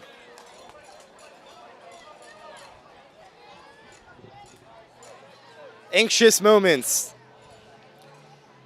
from the Abilene faithful as Felstad trying to drive home a run that would cut the deficit in half. Shadowcats trail 8-6 in the top of the ninth. The 1-1. Bounce low and in. Good stop by the catcher Sundgren to make sure Rakeo can't move up to third. Might have got crossed up and now wants to go talk to his pitcher Logan Simmons to go over the sequence with a runner on second base. 2 balls and 1 strike to Zach Felstad. Simmons worked a 1-2-3 top of the eighth, but then a leadoff double by Rakeo to start the ninth. He's on second. Ben Cosme just struck out looking on a very borderline pitch. So Simmons has 1 out and a runner on second. Shadowcats trail by 2 in the top of the ninth. Zach Felstad at the plate. A 2-1, Simmons set and deals. Felstad fouls one over the third base dugout. Count evens 2 balls and 2 strikes. Simmons trying to make it 2 straight Ks after giving up the leadoff double.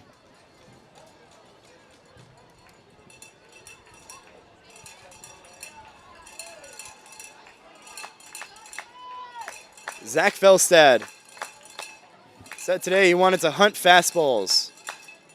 Down in the count, 2 balls and 2 strikes. The pitch.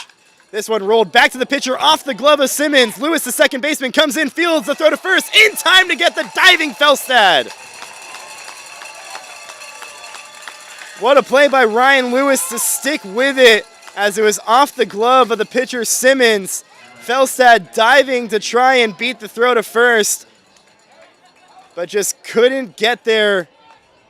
And now the Shadowcats down to their last out with a runner on third. Tyler Sessions at the plate, and they're going to intentionally walk him once again. Sessions definitely has the capability to tie it with 1 swing. And Kyle Dyson not rolling the dice.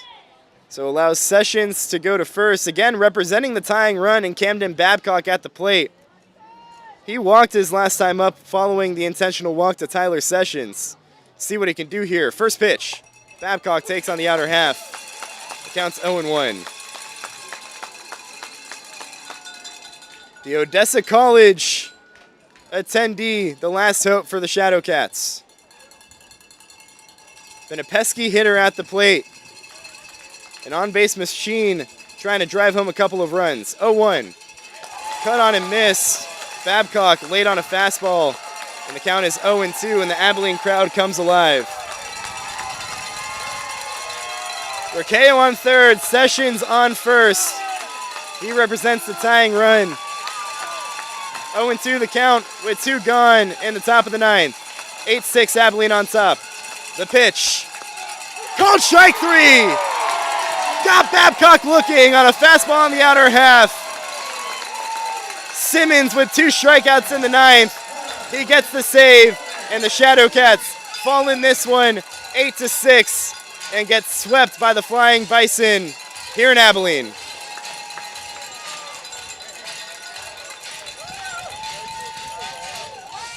Shadowcats had their opportunities, 8 hits on the day, but the name of the game gonna be walks. 11 free bases offered by the Shadowcat pitching staff today, and 4 errors as well, as the Shadowcats fall in this one 8-6 to the Abilene Flying Bison, and now fall to 1-3 in the second half of the season. Shadowcats can't get the series split, and the Shadowcats still haven't won in Abilene since their first year with the Cats. Disappointing effort, as the Shadowcats had a chance to try and tie this game, but can't get the win as they fall 8-6. Our Buffalo Wild Wings player of the game.